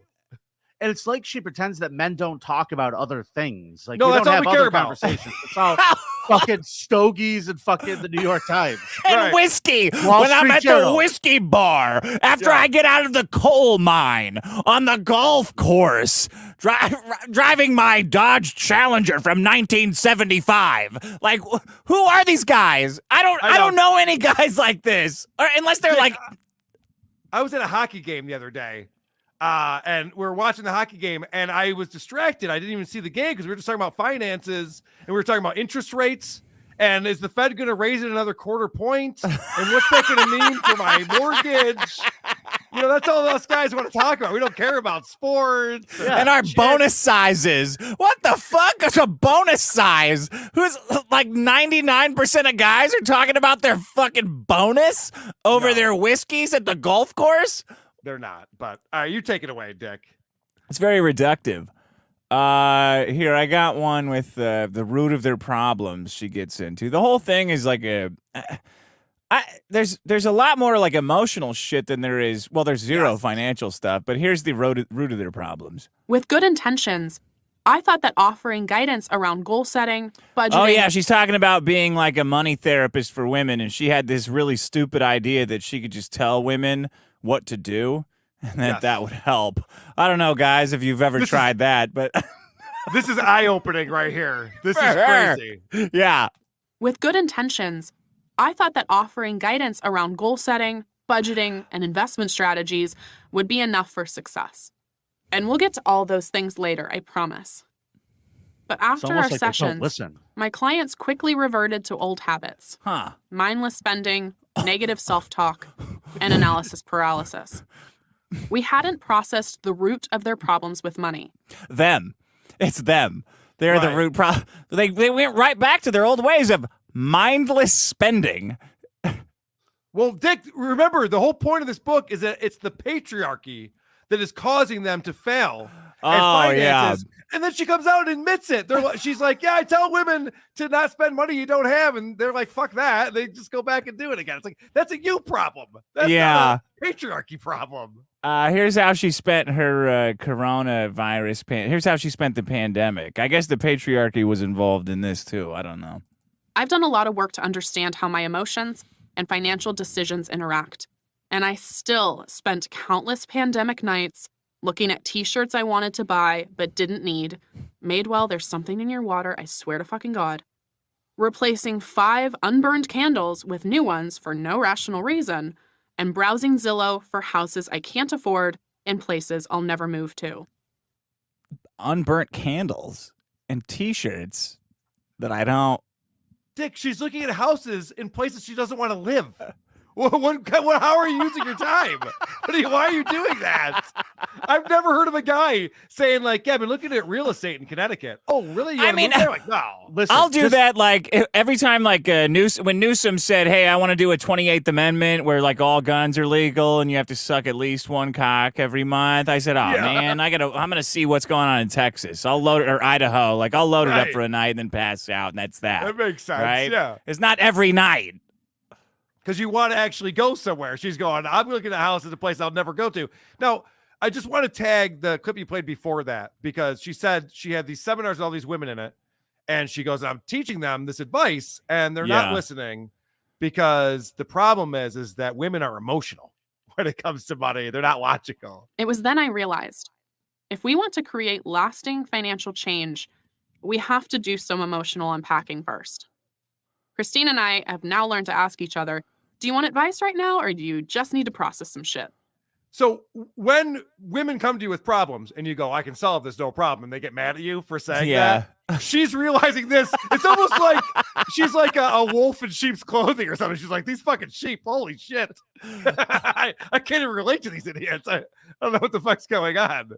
The emotional unpacking will really help get to the bottom of it, though. Yeah, for sure. So, all right. So then I'm gonna start saying that sarcastically. Wow, you're really doing a lot of emotionally unpacking right now, aren't you? Yeah. Right? Just to salt the earth around the term. So this is her explaining what money is to women. Money is psychological. I'll repeat it. Money is psychological. Wrong. She's gaslighting me right now. Money is not psychological at all. It's tangible. Couldn't be farther from it, actually. No, it's a real thing. So stupid. I can't imagine money. Like, I can't. Dude, this is a book about fucking money. Women and money. Money's psychological. No. No, it's not. It's not. I think we should go back to encouraging her to look at Zillow. Yeah. Just stop writing books. Go back to Zillow. Go back to Zillow, please. Here's I have an example of her. Like it's how women are too hard on themselves for splurging on things. But one of these things is not like the other. I don't know if you can identify which one it is. Okay. Yeah. When I was 22... And you shouldn't beat yourself up, right? Like women should never beat themselves up, right? Right. Okay, never here learn you from go. your mistakes, right? Yeah. No. Just don't be hard on yourself. Here's why. When I was 22, I felt like I needed to buy a house that I wasn't emotionally or financially ready to own. Yeah. Because I felt the shame of being a renter and, quote, throwing away money. My clients have so many stories like this. Yeah. Feeling guilt for hiring a housekeeper despite having a disability, Wait a not minute. checking their student loan balance because they're scared of what they'll find, and the all too common one, losing out on millions of dollars because they fear the idea of investing. Sorry.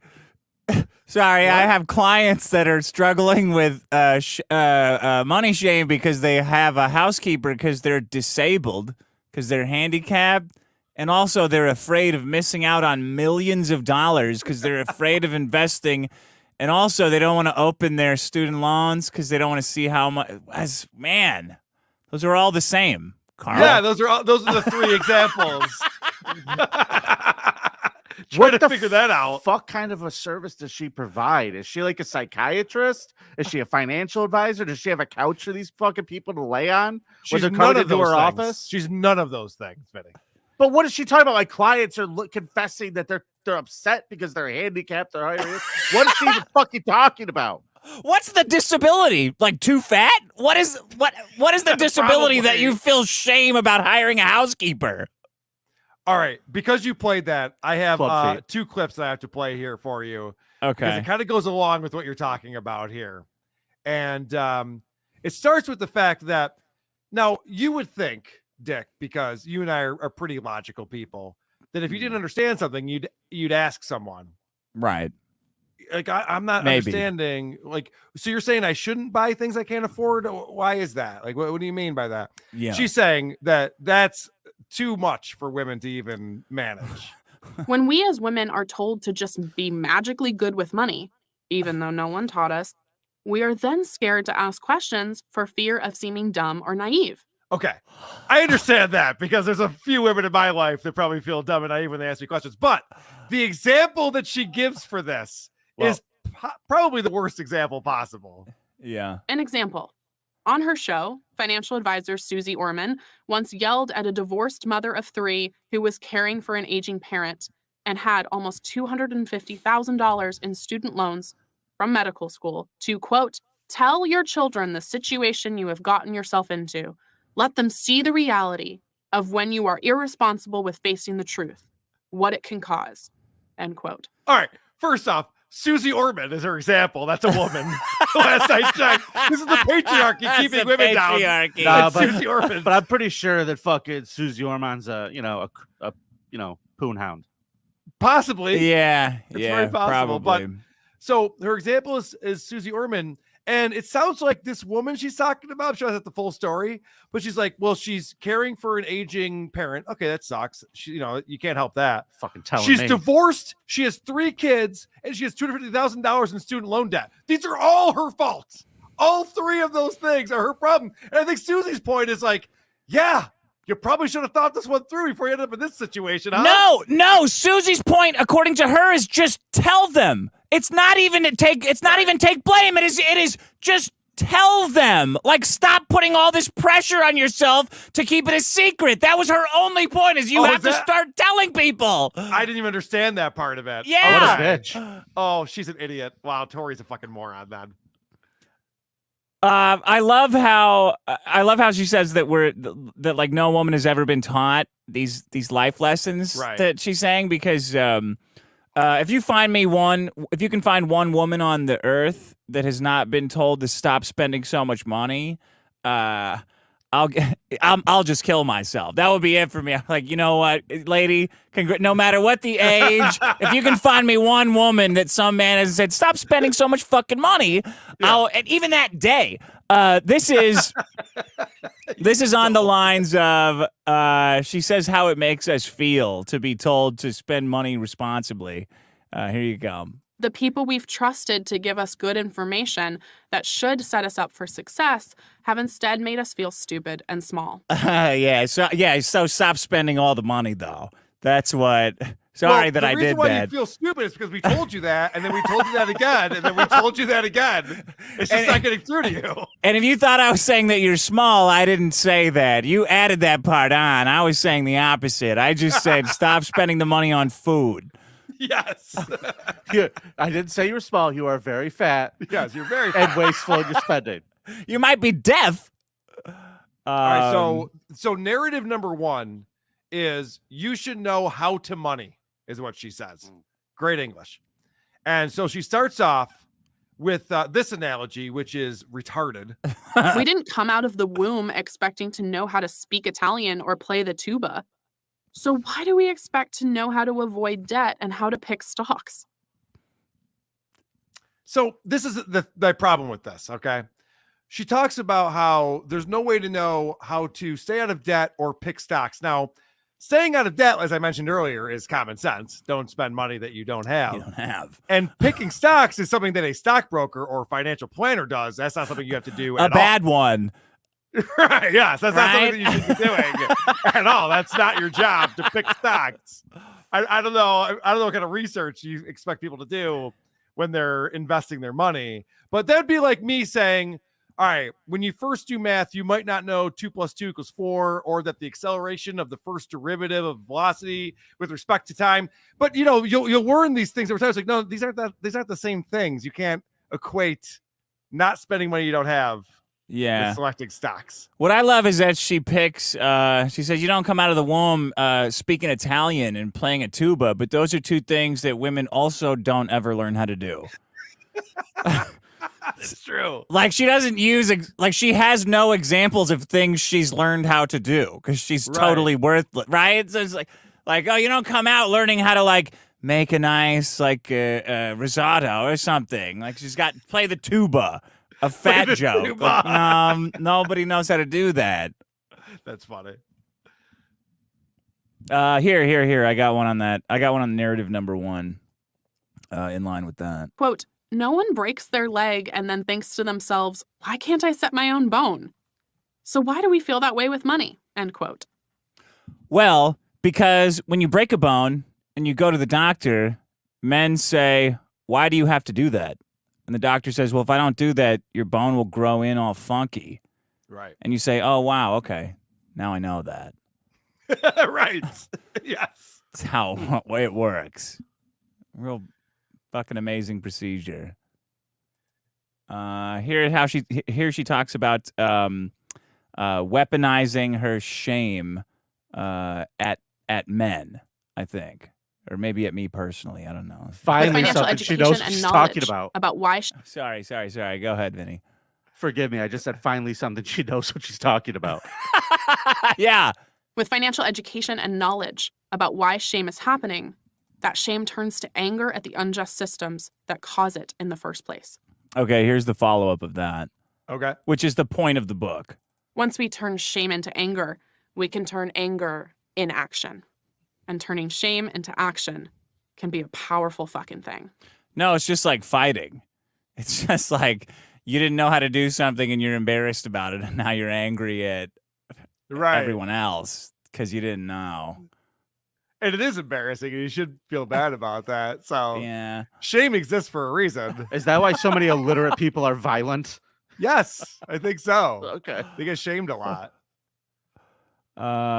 Let's see. I got a quick one for you. This go is ahead. funny, Go ahead, Dick, because this is the very first chapter of her book, and she says this. Oh, my board, but here you go. It's going to be tempting to skip this chapter. She knows herself. She knows her book. She's like, you're going to start reading this and think this is really fucking dumb. I get it. It's going to be too much. I can't read I can't read this. It's too much. How do you pronounce that? Money? Is that how you pronounce that? Monet. This book's over Monet. my head. Let's see. This one is about, she had some other woman on. I didn't know you could have other people on your audiobooks, but she does. And she's talking about how shame is the nature of shame. Here you go.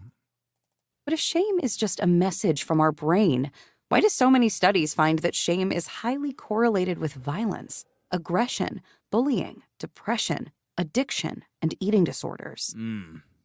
Because we haven't been taught to experience our feelings like they're messages from our brain. Okay. So we haven't been taught. Okay, I edited that clip to get to the hidden meaning of what she's talking about, because you heard the beginning, right? Right. But if shame is just a message from our brain, Why do so many studies find that shame is highly correlated with violence, aggression, bullying, depression, addiction, and eating disorders? Did you hear all those bad things? Carl, violence, aggression, all these masculine things, and then right at the ending, eating disorders. So this is what I think her readers hear.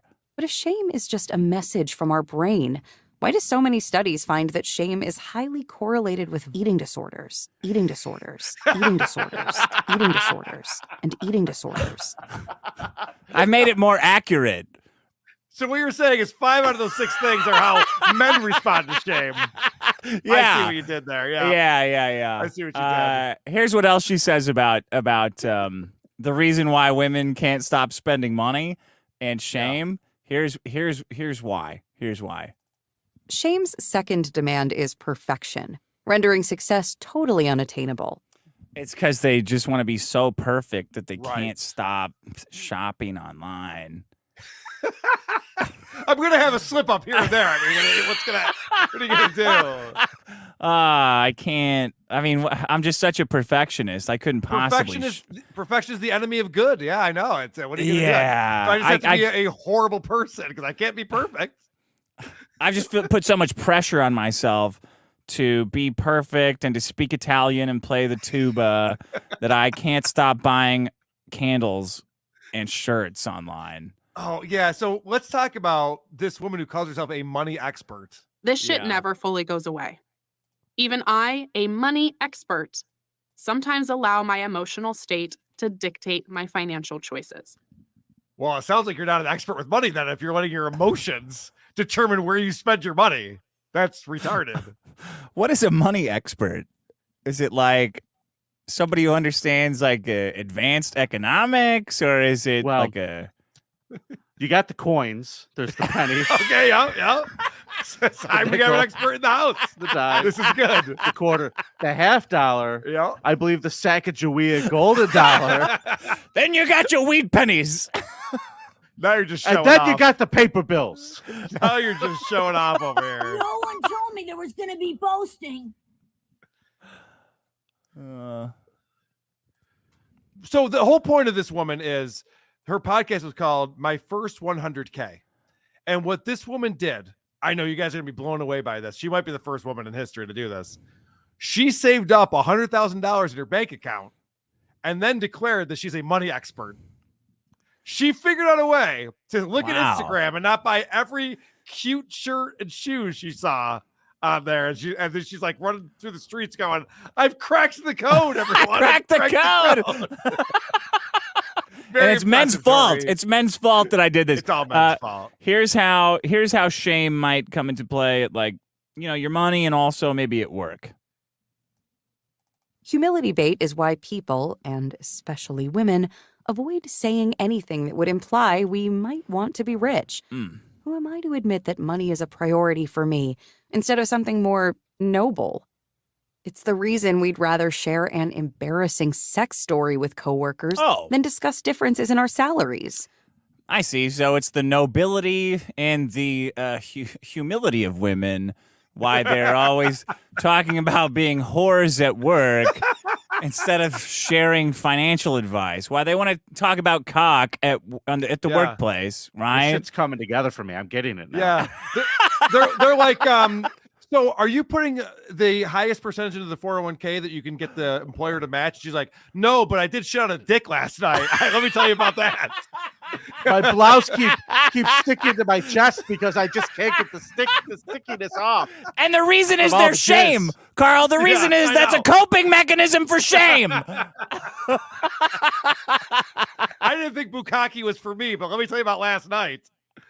What the fuck is wrong with these people? How many dependents are you claiming? Whoa, man. You need to stick a dick in my pussy to get the answer to that question, right? There's about 20 million on my face last night. All right, so even women who are doing the right thing are punished by the patriarchy.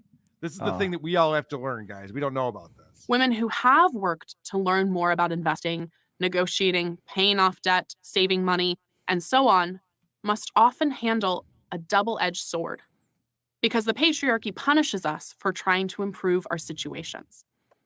Some examples include calling us, quote, ungrateful when we ask for the salary we deserve, actively gatekeeping information about the stock market, or shaming us for spending money on things that make our lives better.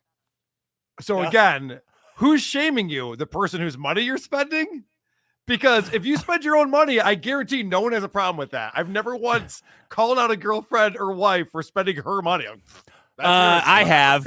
No. I fucking have. I said, send that fucking laser skincare shit back. That is a fucking scam. We do not need a Keurig for the bedroom. Send it fucking back. Well, I bought it with my money. No, wrong. Send it back right now. Are you making some points? No, I already made them. Dick, you got to understand, she's just dealing with her brain feelings, okay? Just Yes. relax. Cut her some breaks. All right, I've got I've got men have it easier. Oh, here I've got an entitlement drop. Let's see. It's these cycles of shame that keep us from bettering our financial foundation. We don't log into our financial accounts because we're too scared of what we'll find. We feel ashamed for not understanding what a 401k is, so we don't ask. We feel guilty asking for a raise since maybe we, quote, haven't earned it. From Brene Brown's work, we know that there is an antidote to shame: vulnerability. Oh, well, okay. Time out. I have to ask this question because I lived in corporate America for a long time. We don't know what a 401k is because we don't want to ask. There is a meeting every fucking year. Every year they bring everybody in and they talk about the 401k forever and what it does and why you should invest in it and what the company's going to do to match your contributions. Do you know? And I'm going to be here all week if you have any questions. Yes, and they give you an email address and a phone number. They're like, guys, ask us anytime. They can have a confidential meeting about it if you want to. And she's like, no one ever tells us anything, and so how are we supposed to fucking know? Stop, get off your fucking phone, stop texting your friend and look at Instagram, and pay attention to the meeting. They explain it. I promise you that. That's frustrating. All right, so Dick, I want to fast forward to, she's talking about how the system is working against her, as you know. Yeah. And this is the problem that they have. The system does not consider us and then shames us when we fail to understand. So it's not the women's fault who are spending all this money that they don't have. It's the system. Which is society's fault because... How fucking convenient. How convenient is that? That they're just like, I was thrown into this world where I was up to fail. So what are you going to do? Jeez, it makes me feel better about the whole thing somehow. Yeah, right? Yeah. Well, she also has this. She has this clip where she's saying like women couldn't even get like a bank loan without a man co-signing it until 1988 or something like that. Yeah. And then I'm listening to her talk about how she doesn't understand literally anything about money. And I think, well, maybe if you got a bank loan, you might want a man to help with it. Yeah.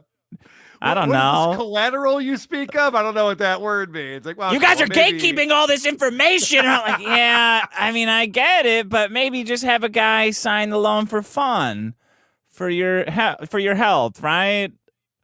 Now, I looked this up because she talks about how you couldn't, as a woman, you couldn't get a credit card without a man co-signing until 74, and the business loan thing that you're talking about. So I looked this up, and there is some truth to it, but it was up to the bank's discretion. Sure. So then they had to make a law to say, like, no, those drinking fountains are forever. I'm sorry, wrong law. They had to make a law that said, no, you have to lend money to people who will likely spend it unwisely, who will likely run up their credit card bills and then will foreclose. But anyway, banks hate money. Yeah, right. Yeah. My point is that it wasn't like a law that you couldn't get it. It was just the banks were allowed to determine. You know, like they watched you walk in there. They're just like, I don't think this bitch is going to pay this. No wonder back. fucking Carter didn't get reelected. Yeah, Carter fucked it up for all of us.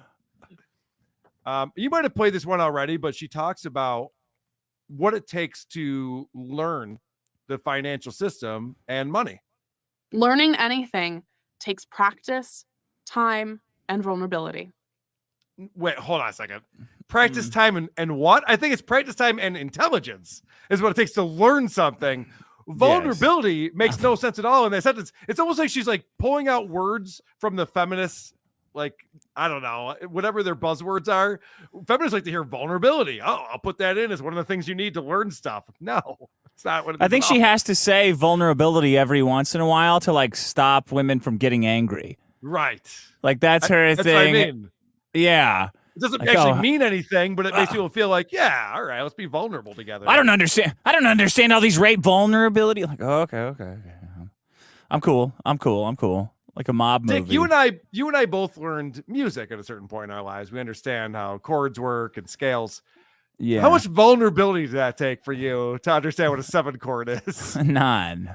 Not Yeah, any. okay. How about you? That's right. Not at all. Yeah. No. It's just, Vinny, have you ever been vulnerable ever in your life for any reason?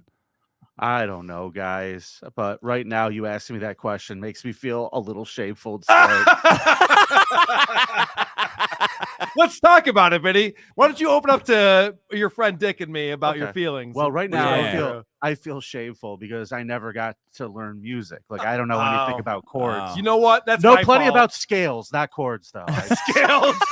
You avoid scales. Come on! I'm You're- killing tonight. You're avoiding scales. Fucking hang myself. Holy shit! We should do a chick podcast, one of these shows that we do, where we just sit around and talk about our feelings and how things make us feel. Now, how do they make you feel to drive by the Wendy's drive-thru and not go through it, Vinny? Is that hard? The same way I feel most of the time, slightly hungry. Yeah. Yeah. It's that'd be pretty And rough, shamed. right? It's Yeah, shamed. it's a bad Shame and day. hunger. It's a Yeah. bad day for you. Yeah. Are Shame you on about that my eating disorder. semaglutide stuff, Vinny? That Ozempic? No. No, No. good for you. Fuck that. I know a guy who's on that shit. He lost a ton of weight. Yeah. He looks like a fucking vagina. It's awful. These people. Can you introduce me to this person? Yeah. Ralph Tedda. Ralph Tedda did that? Yeah. Oh, gross. Yeah, they look weird, right? They don't look funny anymore.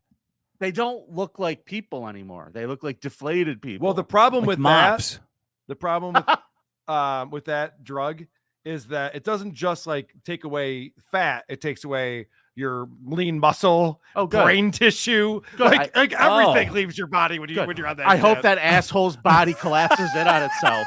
It will. Vito's on for it you. right now. He's been on it. He's been making his own. Dude, He's got like a he DIY needs kit to at be on home. it.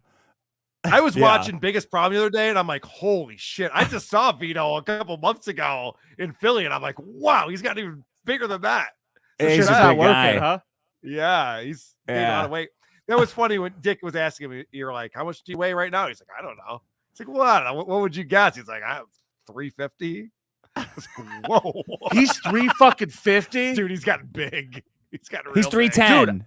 We weighed him. He's 310, 310. Oh, okay. Yeah, I he's was gonna say, big. He's 350's big. 350's ridiculous. huge. Not good. Dude, he's 310. He's got a lot of weight on me. I didn't even realize it. I thought we were like the same size. No, he's got you. Jesus. All I right. know. No, he'll I like- rock you. By the way, Vinny is so happy right now. It just learning that he's one of the skinnier guys from our live Philly show. He's making a big deal about it too. Vito's 350. Wow. I had no idea. Wow. Did you hear that, Carl? Did you hear that, audience? Vito's 350. Wow. You know, maybe this is turning into a chick podcast. By the way, tomorrow Vinny's gonna be super chatting every show. Vito's 310. He's way bigger than me. Tomorrow, I'm going to be fucking skipping till I blow out my knees. What's that? One skip? What do you mean? How many skips is that? It's literally the motion of starting the skip that gets me. I'm out of clips. That's yeah, all I'm I got. good. I'm good. I Yeah. feel like a lot of these clips I did play last time, I can't remember it all. It's amazing. I listened to so many clips and learned so little. Yeah, I know. It's Go incredible. figure. I know. We still don't understand how money works. I want to know who the Unfortunately. people are who feel inspired after listening to this. Dude. 7 hours of this? It's just buzzwords. It's nothing substantial No. at all. You will learn nothing Uh, from this. But I love it. got I one love this called book. Diets. Oh, go for it. Here, let's hear this one.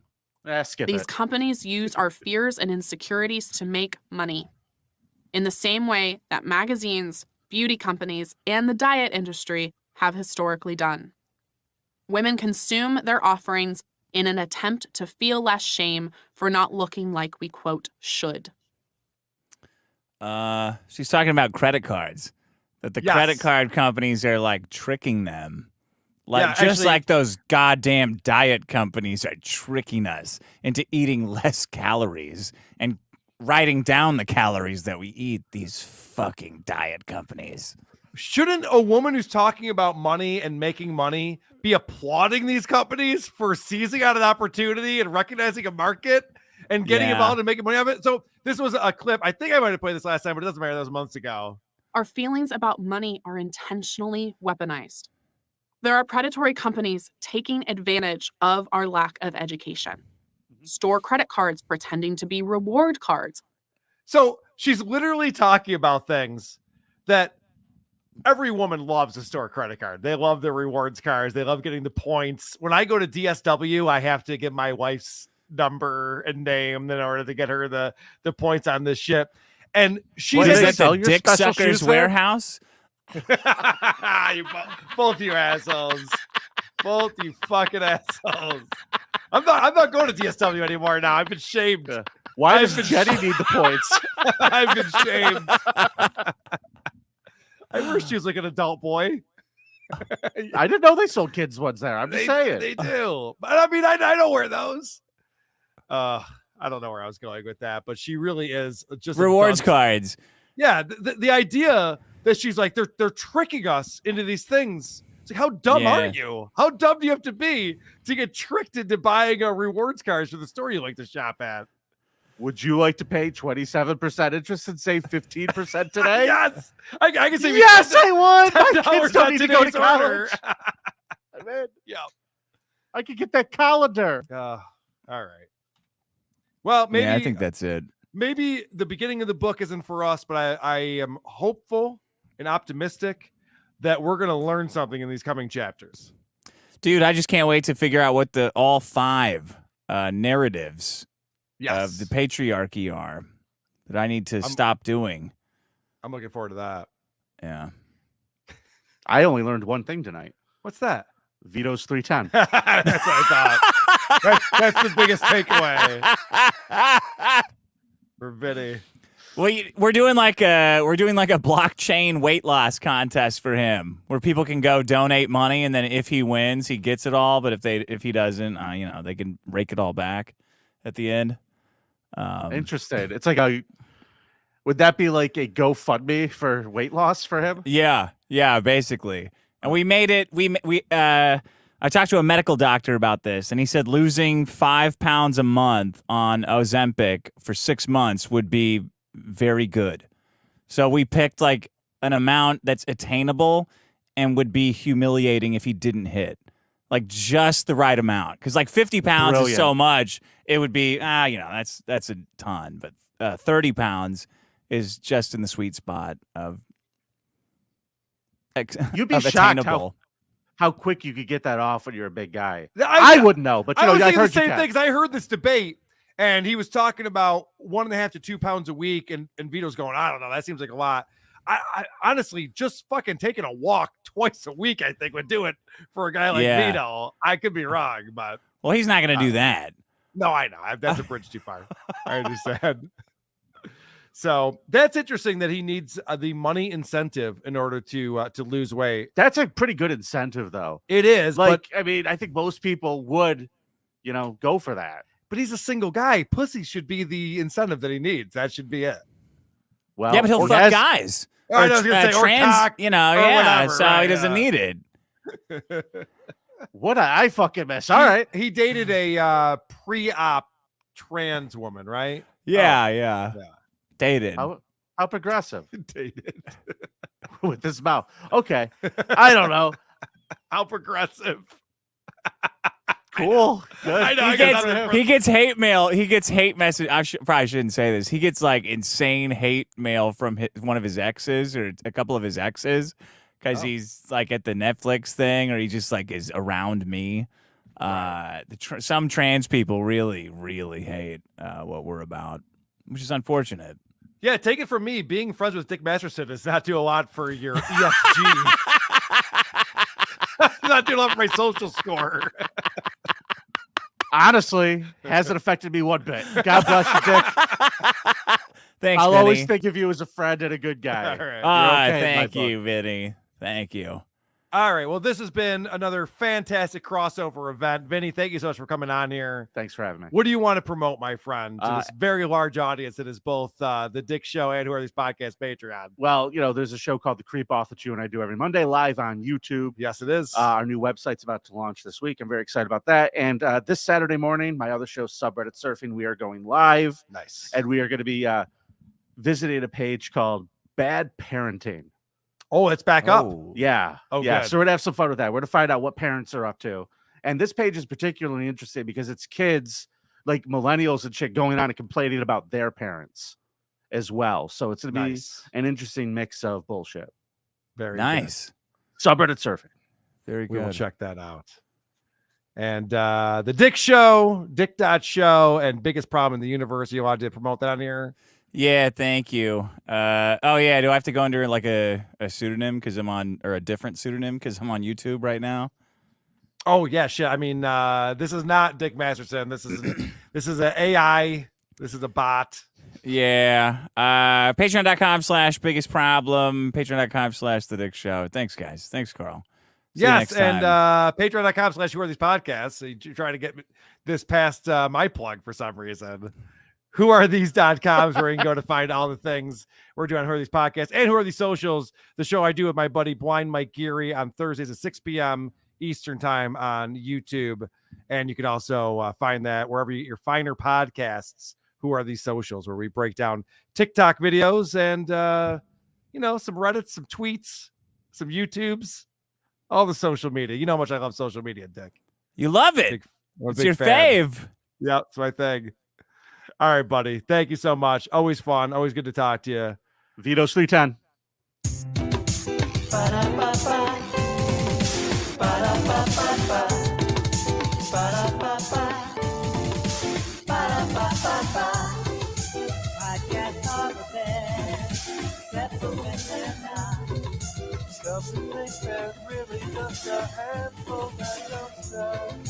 That's where we come in. Podcast reviews like all over the